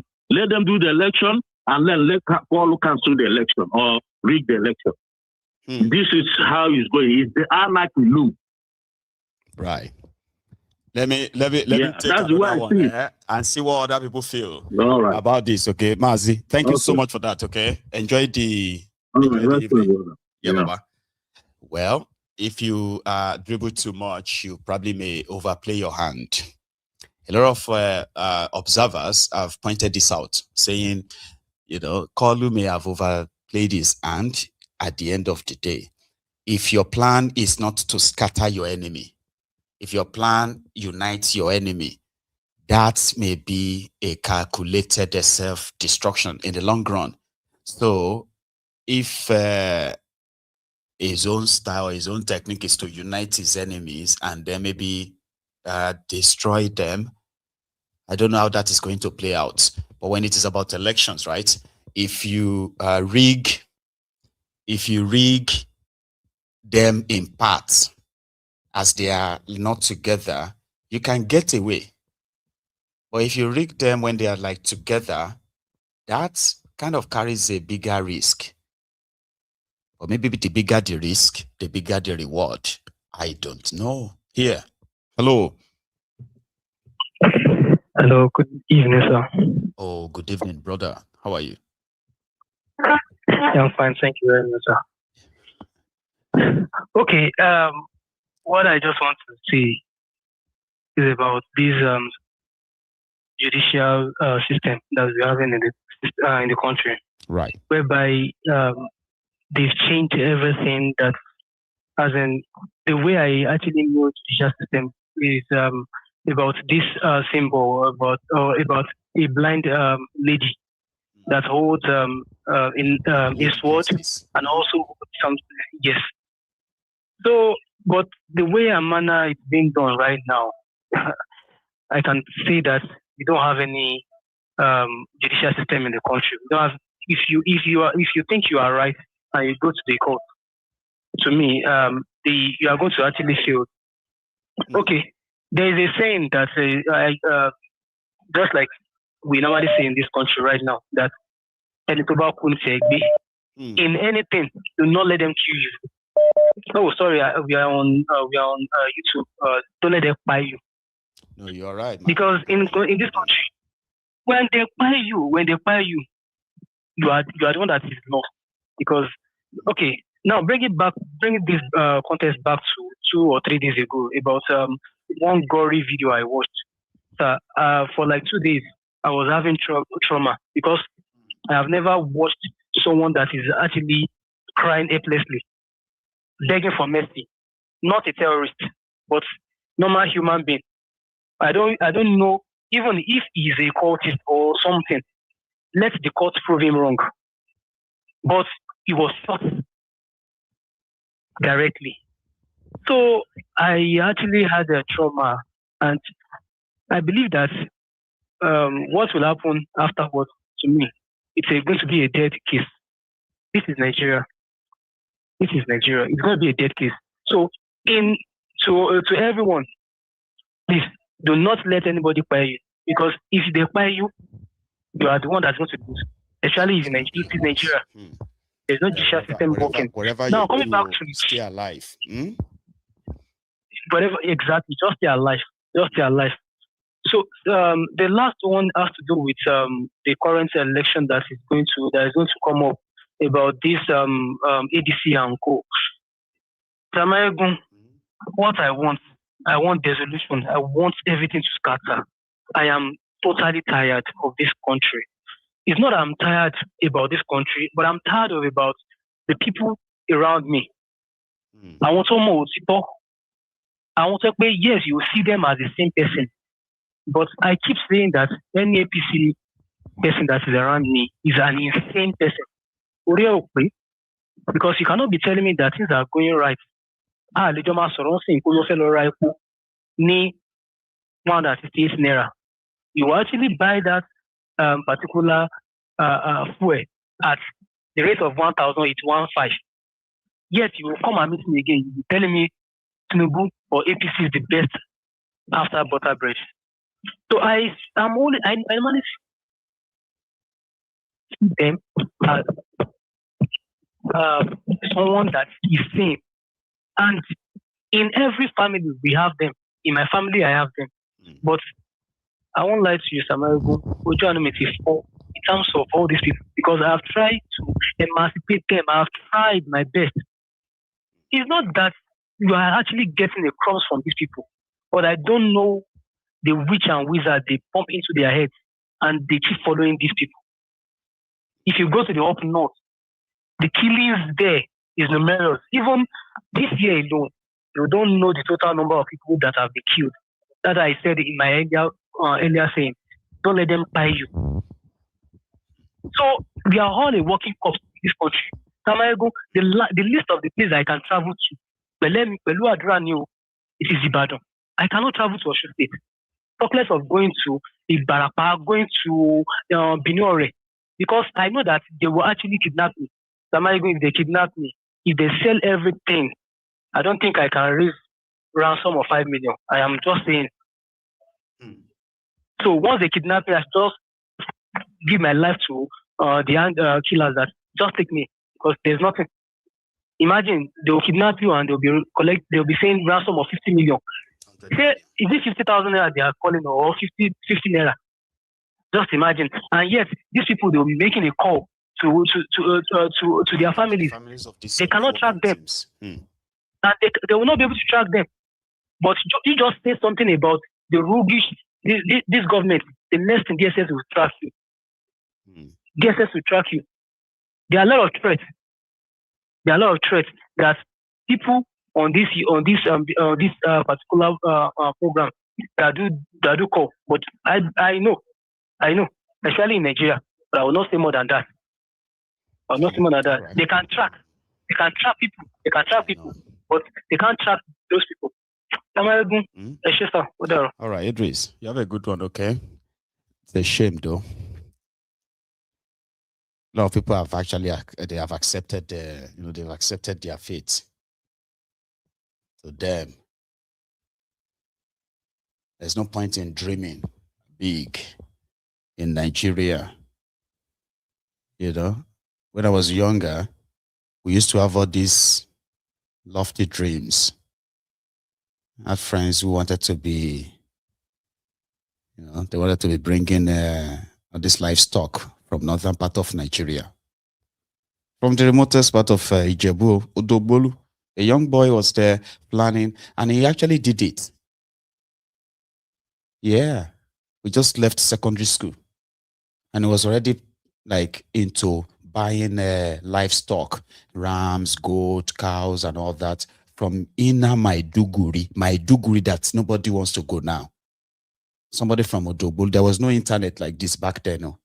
Just interacting with people who came from northern part of Nigeria. He honed his idea of becoming. Today no longer lives in Nigeria, by the way. I have another caller. Yeah. Hello. Hello. Hello, sir. Can you hear me? Yeah, I can hear you loud and clear. Beautiful. Thank you so much for calling. Yeah. In, right? All of us can hear you too. I just feel something about this their judgment. Actually, I didn't even bother to even follow it. Watch the judgment, follow the judgment, because you know, if you look at, you know, the day before this, some of the APC rats, I know they have been saying something, and what they said about the judgment was exactly what the judgment about the PDP and the ADC. And the ADC. That means they've already they've known the judgment before they even the judges sat to deliver the judgment. So, and then the judgment is an executive judgment. So just, you know, remember, you know, all that's why, because one, there's all this a few days ago, some party ADC party, they call themselves state chairman, they got a judgment. Yes, it was yesterday, not even days ago. It was just yesterday. Yesterday, they got another judgment. Now, because INEC will still, because that one is still there. So, and maybe at the end of that one, we go to the Supreme Court, and the Supreme Court will affirm the prayer on the relief for those funds. Then David Ma people now will be back again to the square. And then if they scale through all these orders, what about the bigger one ahead of them? And we are telling you that Electoral Act is there. This Electoral Act is a paved way for them to write the result, to print their own ballot paper, to say even if ADC and opposition, if they come together and their candidates score 20 million, INEC will record 80 million for Tinubu. Then they will now ask you go to court. Court will use technical. They will say blah blah blah blah. The returning officer for this place, for this local government or for this, you can't call them for questioning. Witnesses. Yes. And then INEC will tell you that all the ballot paper, whether logo or no logo, is their ballot paper. They recognize it. Yes. Valid. Then you go back to just validate the fraud for them. Something like that. So, you know, he say, no, I don't blame. You know, the problem with that Electoral is from Omojo Rolari that won the election. You know, people that go to the National Assembly, there are two types. We have dealers. You know, we have veteran politicians. Those ones from PDP and PDP, APC, and Co. The aggrieved ones, criminals. They are not going. They know that they are not going to the National Assembly to make law. They are going there to make money. So now, those ones that we voted for under Labour Party, the people that use obedience will be to win election. They are the one I call Mojo Rolari. When they got to the chamber and then Tinubu and Akpabio threw money to them, they lost their mind. So they joined the system. All of them started singing on your mandate, the Japai. Now, APC has said after using them, they are about to dump them now because they've told them that there is no automatic ticket for those ones that they come into their party. Now, if they can't get, I don't know if the Electoral Act will allow them. If they can't get that one, they will now be looking for all this ADC and NDC we are talking about. No, you can't anymore. You can't do that anymore. So now they've been used and up, and it's good for them. One of them, even the Benga Daniel, is part of those people that supported the fraud. Now they've denied him the ticket to go back to that chamber. So some of them have been used and they will be dumped. But the problem is that because Tinubu himself is not looking. Tinubu is only after his own election. It's not bothered about those National Assembly. Whether if only Tinubu wins that election and let's say ADC clear the Senate and something like that, Tinubu still believes that he can buy them. Because he knows them that these people, they know them that none of them is interested in making law. They are opportunists. So Tinubu is only interested in his own election. Once, even if APC, if ADC or ADC like, they should clear all the house. But he believes that he can buy them.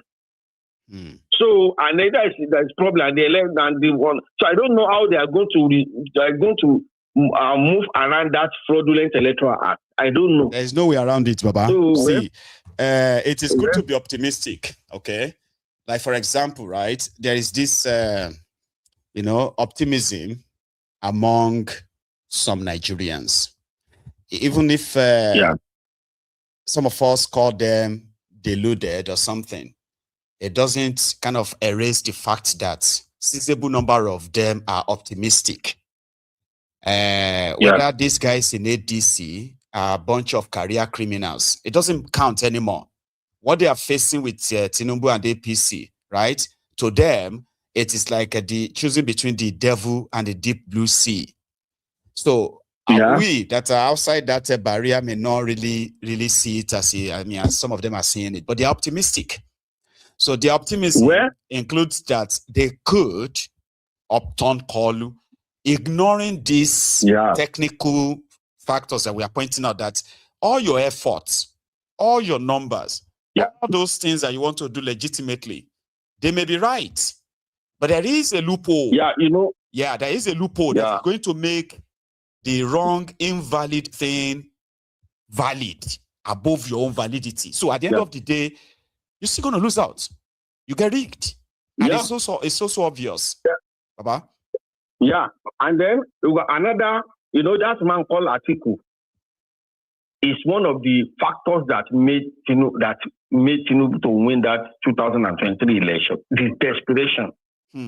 Right? And then, Atiku believes it is either him or nobody. That's right. That is Atiku's mentality about this election. That it's either him or nobody. Now, because Atiku believes in that northern vote.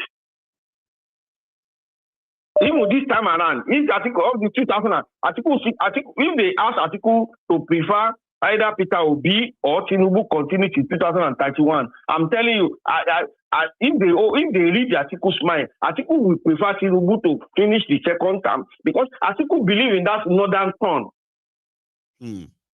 All this thing Atiku is telling you that this is last shot, not lie. So by the 2020, Atiku can come to APC. Yeah, Atiku can come to APC because of that. Hey, because if Tinubu will reach in 2027 and Tinubu say, okay, or you go back to the north. After that, Atiku has no shame. Atiku may come to APC to go and run for president APC again. He believes in that northern slot. Not that we believe in. I don't know. He's been deluded with that northern slot that he believes we can use the northern foot. That is the problem. if that's one of the problem. Another problem about their generation as well, right? There's something about their generation. I don't know if you have observed it. Okay, they tend to feel like Nigeria owes them, like it is their right to be president of Nigeria. That generation, right? Yeah, because it believes that if Buhari could become the president at that age, what stops him from becoming the president? President too. And it's the most desperate among them, the most desperate. So I don't. And then my advice before I drop the call, my advice to those people that are being optimistic about 2027 election is that if you see them rigging, don't allow them to announce the result. It's either you scatter everything. Once their makes a return, anybody who try anything that time, they will charge you for treason. Don't put that, make that, add that one to your plan. If you see them rigging, don't allow them to announce the result. Well, that is just it. They will make it that far, though, because there's another obstacle, Baba. There's another obstacle. We just spoke about Atiku now.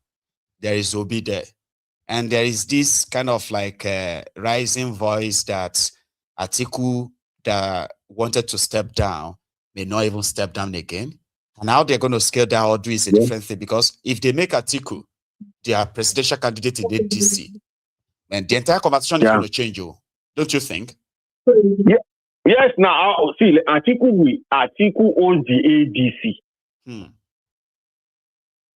See, the mistake Peter Obi, I don't know, but if you want to, if you look at, okay, let's go back to history. When Buhari contested under the AMPP that time, immediately they rigged Buhari out. The AMPP formed Government of National Unity with the, I think it was Yaradua. No, it was Obasanjo then. That time. You're right. They did. Yaradua. They formed the government and something like, and then they abandoned Buhari. That was the reason Buhari, because Buhari now realized that if you enter a political party with only your supporters, you are just a stranger there. They can throw you under the bus anytime. That's why Buhari went to register CPC. His own party. Then his own party. That will be your own negotiating bargaining weapon. Right? If you want to enter into alliance, if Peter Obi has come with his own political party, that will be his own bargaining strength. Like Kwakwanso? Like Kwakwanso or something like that. Like, I have my own. But you cannot just say because you have supporters, you have people they support, you want to work. They will treat you as a friend. That's what we play on the ADC. Article was the ADC. All these Dino Melaye, all these surprisingly, Baba, surprisingly, it is only Peter Obi that came into their coalition with elected officials like senators, reps. None of others brought anything. Atiku didn't bring any senator or any elected member or anything until Kwakwanso came now, yeah? It was only Obi. So don't you think that's something? All those, see, I don't rely, like I said something like that. All those elected officers, they are all dealers. They are all, I don't rely on them. If they are going to like direct, if they are going to like direct primary, like for example, if you come with your own structure, like political party, these are our members. This is what, and you say, okay, we have 10 million members. Right? Then you can use them. Say, okay, let's go into direct primary with our members, every local government, something like that. You will know, then you know that you have an advantage. Then all these political office holders and all these senators and councils that they are coming to be. So they're like weather politicians. They change. Where they are all, some of them entered the National Assembly through Peter Obi. And when they got there, on your mandate. So all these people, all these elected officers, they are there to make money. If people start throwing money to them now, they will abandon Peter Obi. Because they don't have principle. It is weak. Let me take another one, Baba. Okay. Thanks a lot for this. All right. Thanks very much for calling in. Okay. You have a good evening, Baba. So I'll take another one. I think we just switched straight to phone calls. Ordinarily, we used to have it mixed, but now people are here. Hello. Baba. Babo. Big Mo, Abi. Big Mo. You're getting used to me, right? Yeah, gradually. You know me now. I can have this photographic memory, but it's because I've not taken course for so long. If I begin to take course now. Good. I like this time. Sometimes it's good to meet people. Sometimes it's good to just listen. You know? I know. Yeah. Anyway, Big Mo. Thank you. These days, I've been coming to ask questions. That's right. Let me have it. But before my question, I wanted to remind you what you were. Another thing you were looking for, they said Benjamin Kadu was a school teacher before. Yeah. So that's why if you notice, Tajide Abbas is never sitting when there is critical things. That's true. So really, the clip you were talking about was the one where he was holding the thing and he just said clock 61 to 68. Yeah, no, it is part of. I think it is part of this clip as well. It's a very long one. I just wanted to highlight where that other guy said we don't have a copy.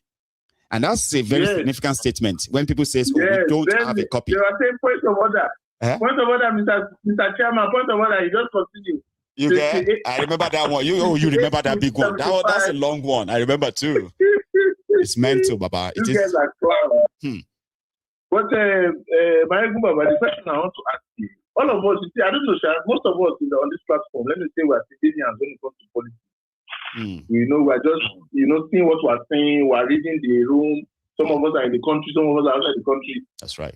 If you on this platform come and have this kind of discussion, like this caller that just left now, I wonder what kind of discussions they have when they are within themselves. And I don't mean collectively now, the obedience will do their own, Peter Obi and them, the articulated people, So I wonder this thing that we are seeing from the outside.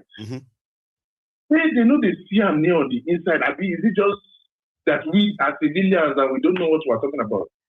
Well, Big Mo, the answer is that a lot of them do see it exactly the way we are seeing it. A lot. And I'm not going to say some, I mean a lot. But here is the thing. We all have our biases. And I always want to point that out very well, all right? That it is okay to have your biases. Oh, I don't like Obi, or I like Tifumbu, or I prefer this. It's all right. For whatever reason. You can say it and it will sound stupid to some people. Say, so now because of that, you know what I mean? But you have your biases. You get what I mean? Yeah. But one thing people should understand is the fact that when people intentionally live in denial, then that makes them hypocrites. Do you get that now? I think from the political class downward to the last poor man on the street, especially in the opposition now, I think we're all in that denial. Because do you get that? The aspect where you have to say, hey, I'm gonna, I have my biases. I do this and that, but it will not rub me off saying it exactly the way it is. So the ability to stand and say it the way it is without you offending those you share your biases with. For example, now, right? Those who agree that I've always been like criticizing all these people in government. They have seen me as that. So when I criticize them, you will see some of them agree with me. Oh, Mayegun, God bless you. Baba, you are saying the truth. But when I mention somebody they liked, the biases will change. And suddenly, you this Mayegun, I always think you get sense. This guy don't even get sense. Sure you get. That's the problem. That is when you can begin to say, sure people know they see waiting they happen. They do. I mean, the examples that, for example, now let me single Kwankwaso out. Yep. There's nothing Kwankwaso did not say. He has PhD, he was a minister, he was governor at the time. Yep. He's a professor, whatever, he has 4 wives, 30 children.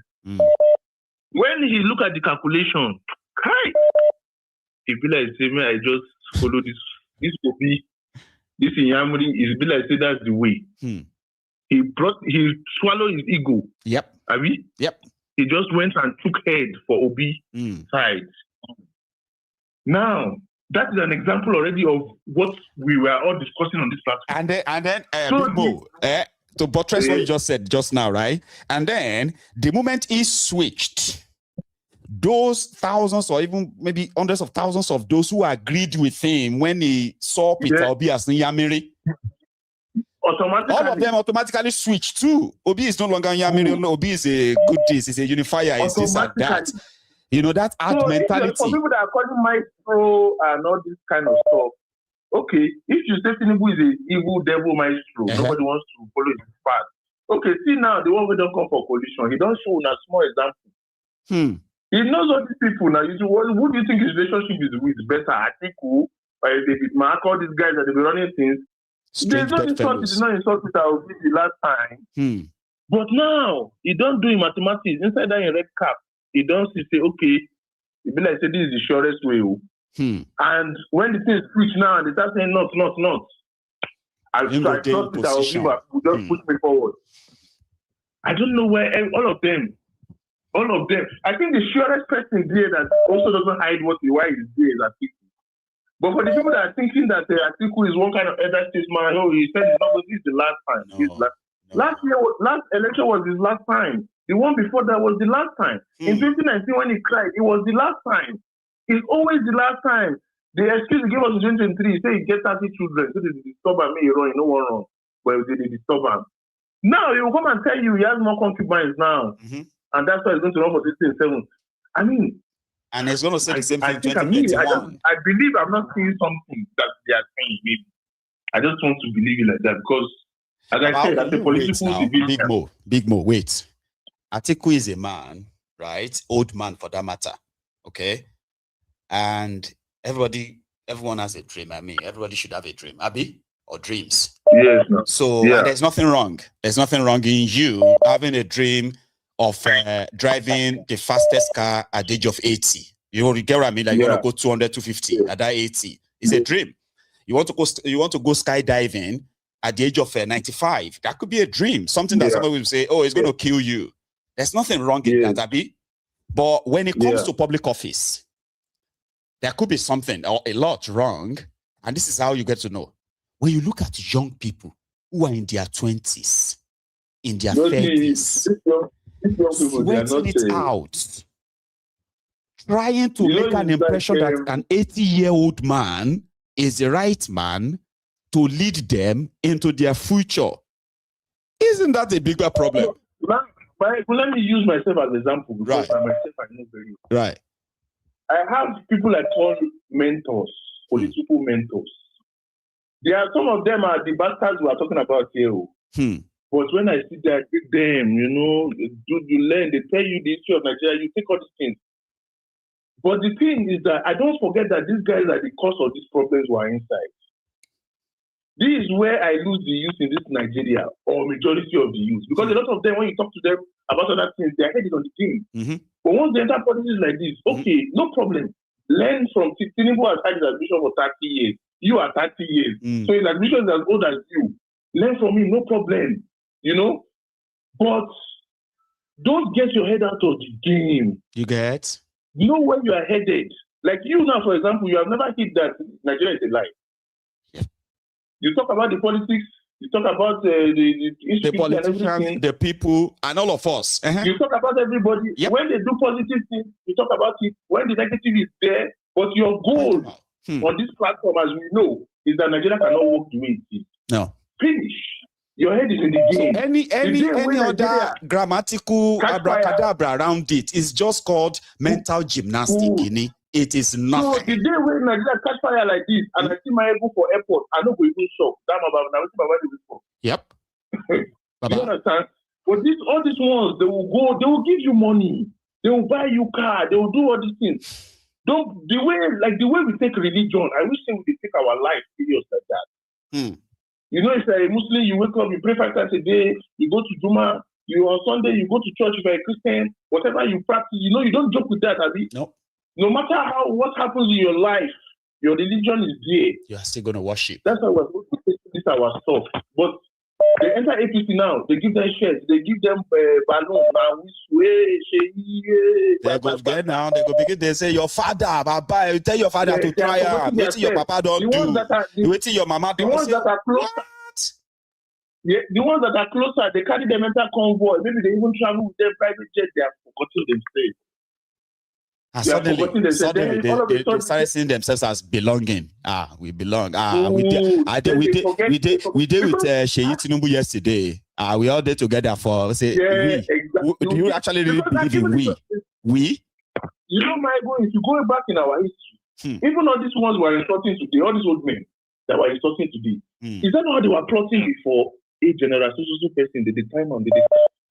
What's his name? IBB.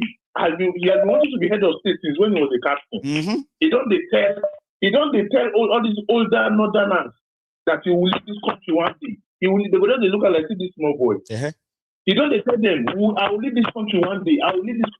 They were whining and dining with them. They were doing everything they wanted. How many foods did IBB do? But they did not get their head out of their goal day. Their goal day, just like this guy Abacha was there. Anyway, they claim that he doesn't know. I don't believe he doesn't. He didn't know about it. I believe he couldn't do anything about it. They all knew. I believe he couldn't do anything about it because the machinery is Abacha. You know, Abacha get the machinery. So I believe there's nothing he could do. Abacha was in his 20s. Abacha was in his 20s when he participated in the first retaliatory coup of 1966. The guy no small. I mean, these guys. So if you don't look at Yusuf today, you already know how they go end up at 60 now, at 70. You understand? Everybody wants. You see now, everybody does the buy from up. Do you know that now? Yeah, even the young people that potentially have what they're doing APC now. As I'm talking to you, the young people that have some potential that everybody has been hailing them. You see their mothers praying for them. Do you know they are buying form now so that they will just make trouble so that they can't give them double or triple the money of the form and then they keep quiet and then next election. The gamble. You are even talking about those of them. You are even talking about those of them that could afford buying forms. Okay. What about these potential, capable, qualified young people who have been fufu sellers for this guys in APC? And right now, right, the money for forms is so much that a lot of them would rather go and be a PA to one drug addict son of a politician that is running to become a rep member.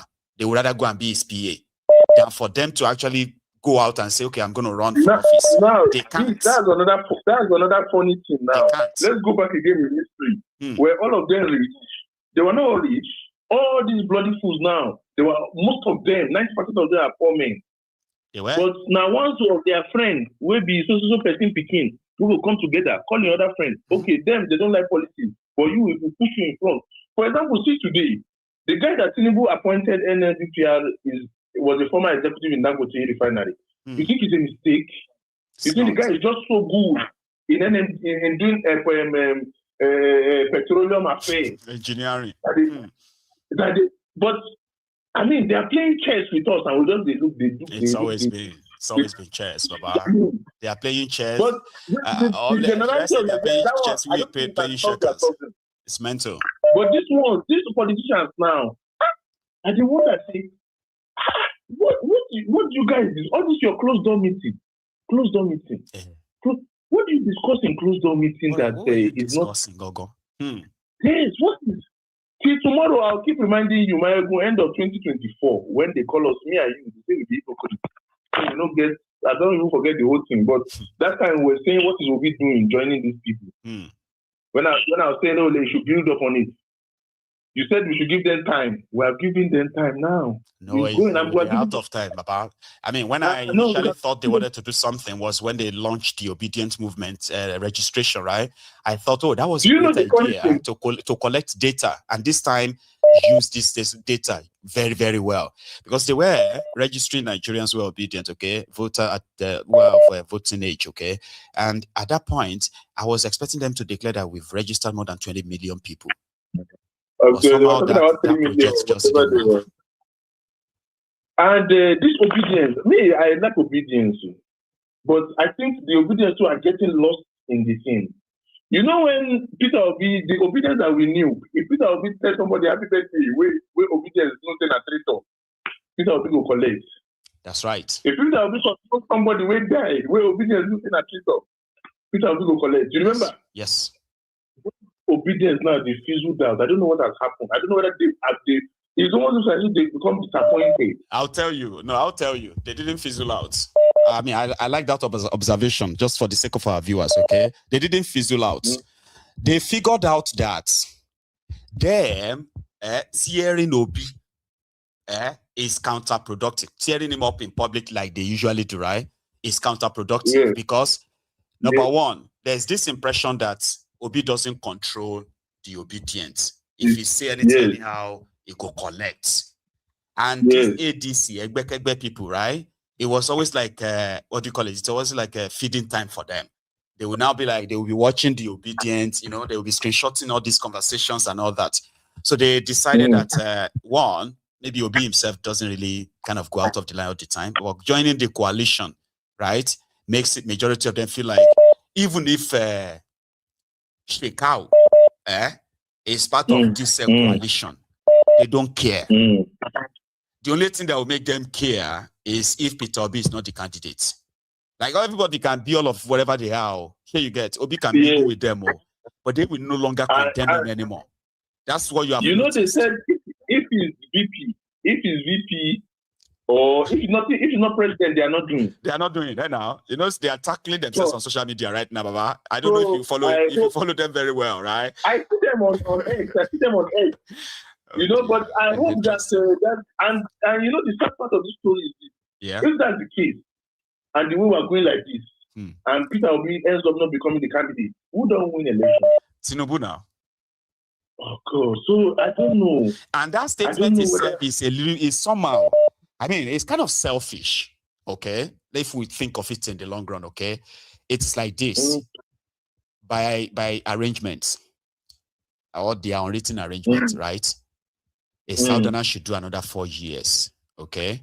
And then they go, because a Northerner just finished 8 years, all right? Yeah. So ideally, let the South finish this. It's unwritten, though, and somehow, this their coalition that Atiku want to run as well. So to the obedient, the most popular candidate or aspirant presidential material available to oppositions in Nigeria today is Peter Obi. Is the guy who can actually really give Tinubu a run for his money. However, the Atiku's camp, they are telling themselves that no, that Peter Obi. That one is the runner now. He will forever run. In a few minutes, so they are saying no. Now you see, the obedient are now saying we are willing to ignore all these bad things all of you have done to Nigerians. So. For the sake of Obi. Because he's the only person that can make us stand up, wake up in the morning and go to the poll in this situation in Nigeria today. So if all of you are smart politicians enough, you can use Obi to redeem yourself.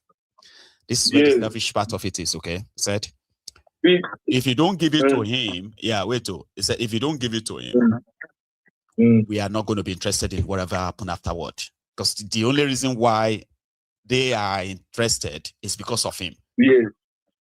So if you don't give it to him, we are no longer interested. But to be honest, I don't disagree with them. You know why? Remove Obi, align all of them. If say today now you're a Nigerian voter, you come. Let's say there's one ballot box, they just put all of them in the line. Yep. Which line you go stand for? Shame me. Because like me now, I'm not an obedient too, but no, I may be the wrong person to ask, Big Mo. But if they ask me, say if they line all these guys up, which side I go be? Have you been the side of people who get catapult like the Shore side though? No, you know, I'm speaking generally now. Right, hypothetically, okay. I'm removing you now. I won't stand anywhere, or possibly. Yeah, I'll be among those people that will say it's none of my business. So for the average Nigerian voter, that is old enough, you have seen all the crops of all these people. The only person that we are not even sure of is the Peter Obi. I'm not going to be that person that will bring him out of that elite political class. So no. But he's the only person that seems like, let's try. Because now at the national level scale, at the national scale. Yes, let's try. If we try, and because now if we try, that will be any fail. That's the thing. If let's say we don't play autopilot, because I don't know.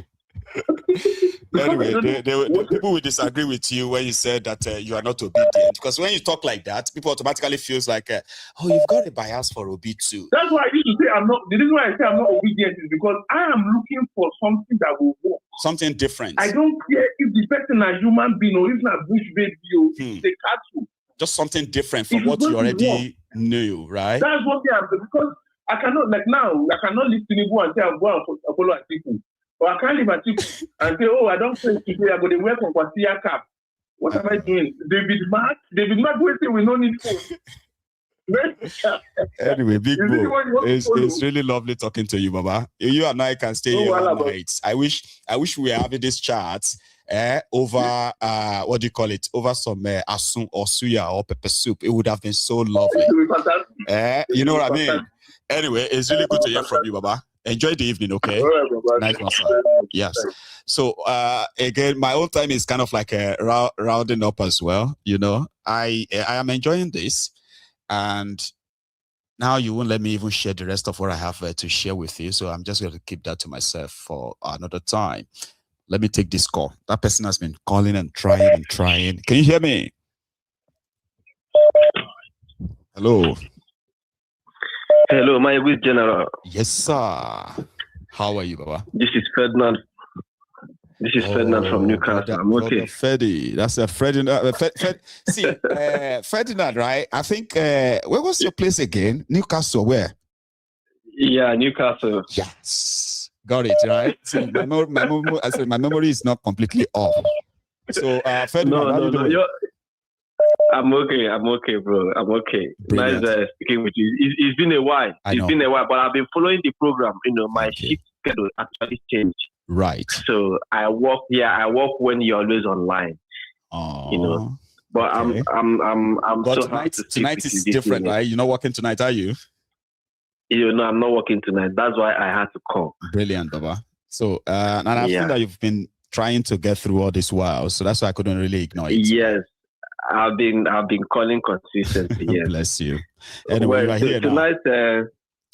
Tonight's episode is very nice. You see, one thing with Nigerian criminal politicians is that they will stop to amuse me because they are gradually setting the house on fire and they're going to destroy the whole empire down because of their greed. For me, I'm on the OK ticket. Right. Not that I expect a miracle to happen overnight, but I know with Obi he can minimize this unnecessary spending and the borrowing from different governments. Yeah, the wastages. Yeah, I mean, they actually need that to Ferdinand, right? I mean, jokes apart, okay? We can all say all the things we want to say. Anybody who can come in to lead that contraption, right? And just put an end to just the wastages, like all this waste. Cars for lawmakers, cars for first lady, cars, planes, jets, this and that. They will save a lot of money. Of course. A lot. Of course, they will. They will. They will save a lot of money. So if Obi can actually get ADC's ticket, that's if Atiku's greed does not destroy the party, because Atiku feels that it is his entitlement to contest. He's no longer contesting because he really has a genuine intention to improve the lives of Nigerians. No, but he's now in contest. He's now contesting based on the kind of Emilocon concept. If you know what I mean, like it's my turn and mentality, it's my entitlement. You know what I mean? So he should actually step down for Obi to get this ticket, and let's see the little impact P2B can make. You know, within the little 4 years, because he's been saying he's going to stay for only 4 years. Let's see the little impact he can actually make. Then I actually want to make emphasis on the Abia State guy, Benjamin Kalu, who wants to run against Oti. You see, these guys are so deluded. I mean, Benjamin Kalu will be the biggest fool if he thinks he can actually win Oti. But it's okay, let him go and try and spend some money. It's a welcomed idea for him. Let him go and try and then spend some money, and let's see what happens. But for me, I think 2027 will really be kind of like a game changer in the political history of Nigeria. Right. And I said that without any doubt. So Baba, just keep up the good work you're doing. I will. I was in Scotland the other time, and I was with my wife, and we listened to one of your episodes. She said, "This biographer guy, the way he actually calls these politicians the way he crafts out them for them is so amazing." I know he's becoming old now because we have new faces in the space, and I've not been so creative lately. You know what I mean?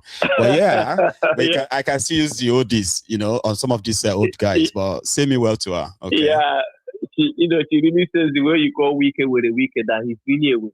He's a and madman. And then anyway, Ferdinand, thanks so much, Baba. Thank you very much. Let me not take much of your time. It's already late. You are right. Thank you very much. Yeah. Thanks so much for calling in. Okay. Enjoy the rest of the evening yourself, right? And I will speak to you again. So that's Ferdinand, and right now I am also going to be wrapping it up. So thank you so much, everyone, for your time. Remember, liking the broadcast does a great deal of push to the program, to the video, okay? Since you are here, like the broadcast, share it, even subscribe to my channel. And I'll see you next month. Yeah, the new month starts in another 1 hour, 2 hours and 27 minutes. Sorry about that. So thanks so much, everyone, for your time. Lababs and everyone else there. Abashita, you all have a wonderful evening, okay? I'm going to see you another time. And all the ladies, good night.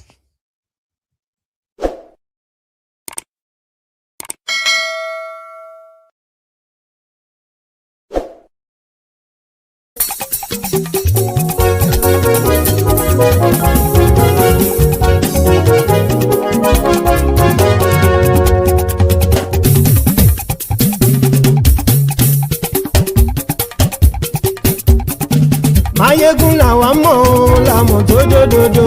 Mayegun dayari Mayebi number one. Mayegun làwa mọ̀ làmọ̀ tó dòdòdò. Mayegun dayari Mayebi number one. Mayegun ti dé o ọ̀rẹ́ ara ìlú. Mayegun dayari Mayebi number one. Lórí Facebook, lórí YouTube. Mayegun dayari Mayebi number one. Gbogbo bó ṣe ń lọ ni Mayegun já wa sí. Mayegun dayari Mayebi number one.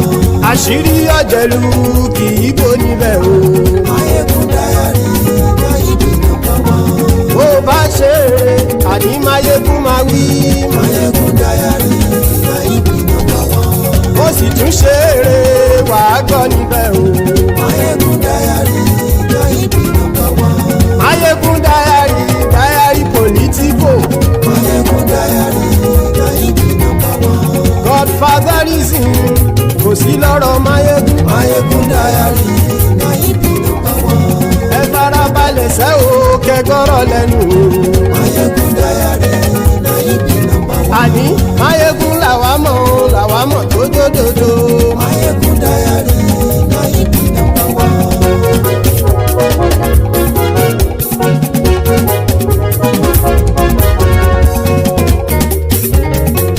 Àní ẹ̀sùn Turaki. Mayegun ti dé. Mayegun ti dé. Ọ̀jẹ̀lú ẹ̀sùn Turaki. Mayegun ti dé. Àní ẹ̀sùn Turaki.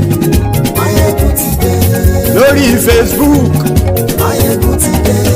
Àní ẹ̀sùn Turaki. Mayegun ti dé. Lórí YouTube. Mayegun ti dé. Àní ẹ̀sùn Turaki. Mayegun ti dé. Bọ́ bàbá gbé wúrẹ́. Mayegun máa wí. Àní ẹ̀sùn Turaki. Mayegun ti dé. Ijó ìgbádìyẹ. Mayegun máa wí. Àní ẹ̀sùn Turaki. Mayegun ti dé. Pẹ̀sìdó bá rúfin o. Mayegun máa wí. Àní ẹ̀sùn Turaki. Mayegun ti dé. Kí gómìnà kówó jẹ. Mayegun máa wí. Àní ẹ̀sùn Turaki. Mayegun ti dé. Ọlọ́pàá tí ń gba rìbá. Mayegun máa wí. Àní ẹ̀sùn Turaki. Mayegun ti dé. Aṣòfin tí ń rúfin o. Mayegun máa wí. Súràkì. Máyégún ti dé. Òpùrọ́ olóṣèlú. Máyégún màmí. Àní Súràkì. Máyégún ti dé. Ọ̀jẹ̀lú Súràkì. Máyégún ti dé. Àní Súràkì. Máyégún ti dé.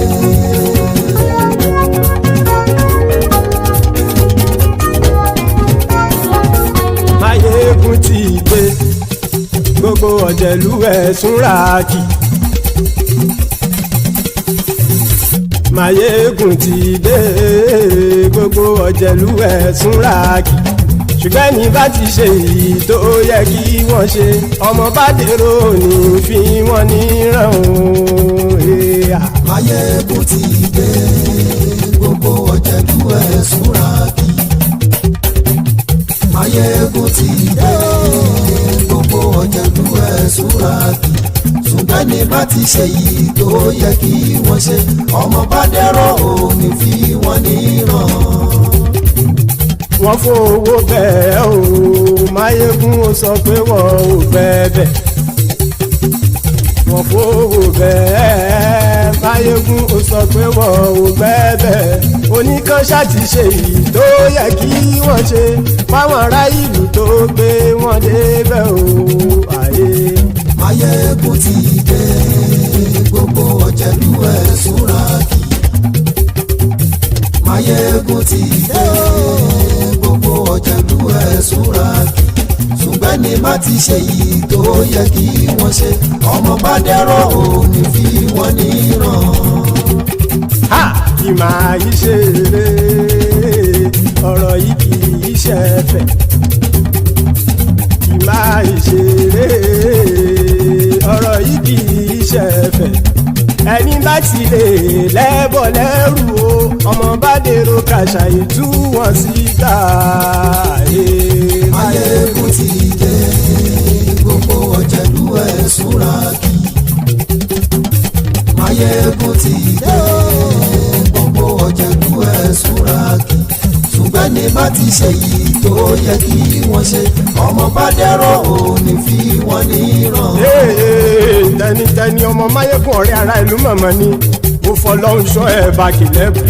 Lóòótọ́ olódodo ìlú ọ̀tá ìlú mọ̀mọ́ ni ìwọ ṣá máa ń ṣọ́ra kò sì mọ́ bẹ̀rù.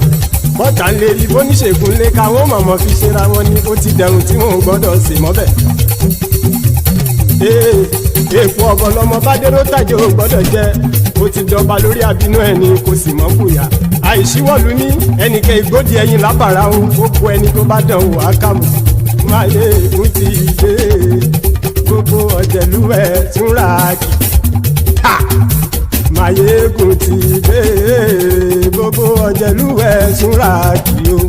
Ẹni bá ti ṣe yìí tó yẹ kí wọ́n ṣe, ọmọ bá dèrò òní fi wọ́n níran o. Máyégún ti dé. Gbogbo Ọ̀jẹ̀lú Súràkì. Máyégún ti dé.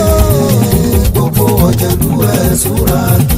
Ṣùgbọ́n ní bá ti ṣe yìí tó yẹ kí wọ́n ṣe, ọmọ bá dẹ́rọ̀ ò ní fi wọ́n níran.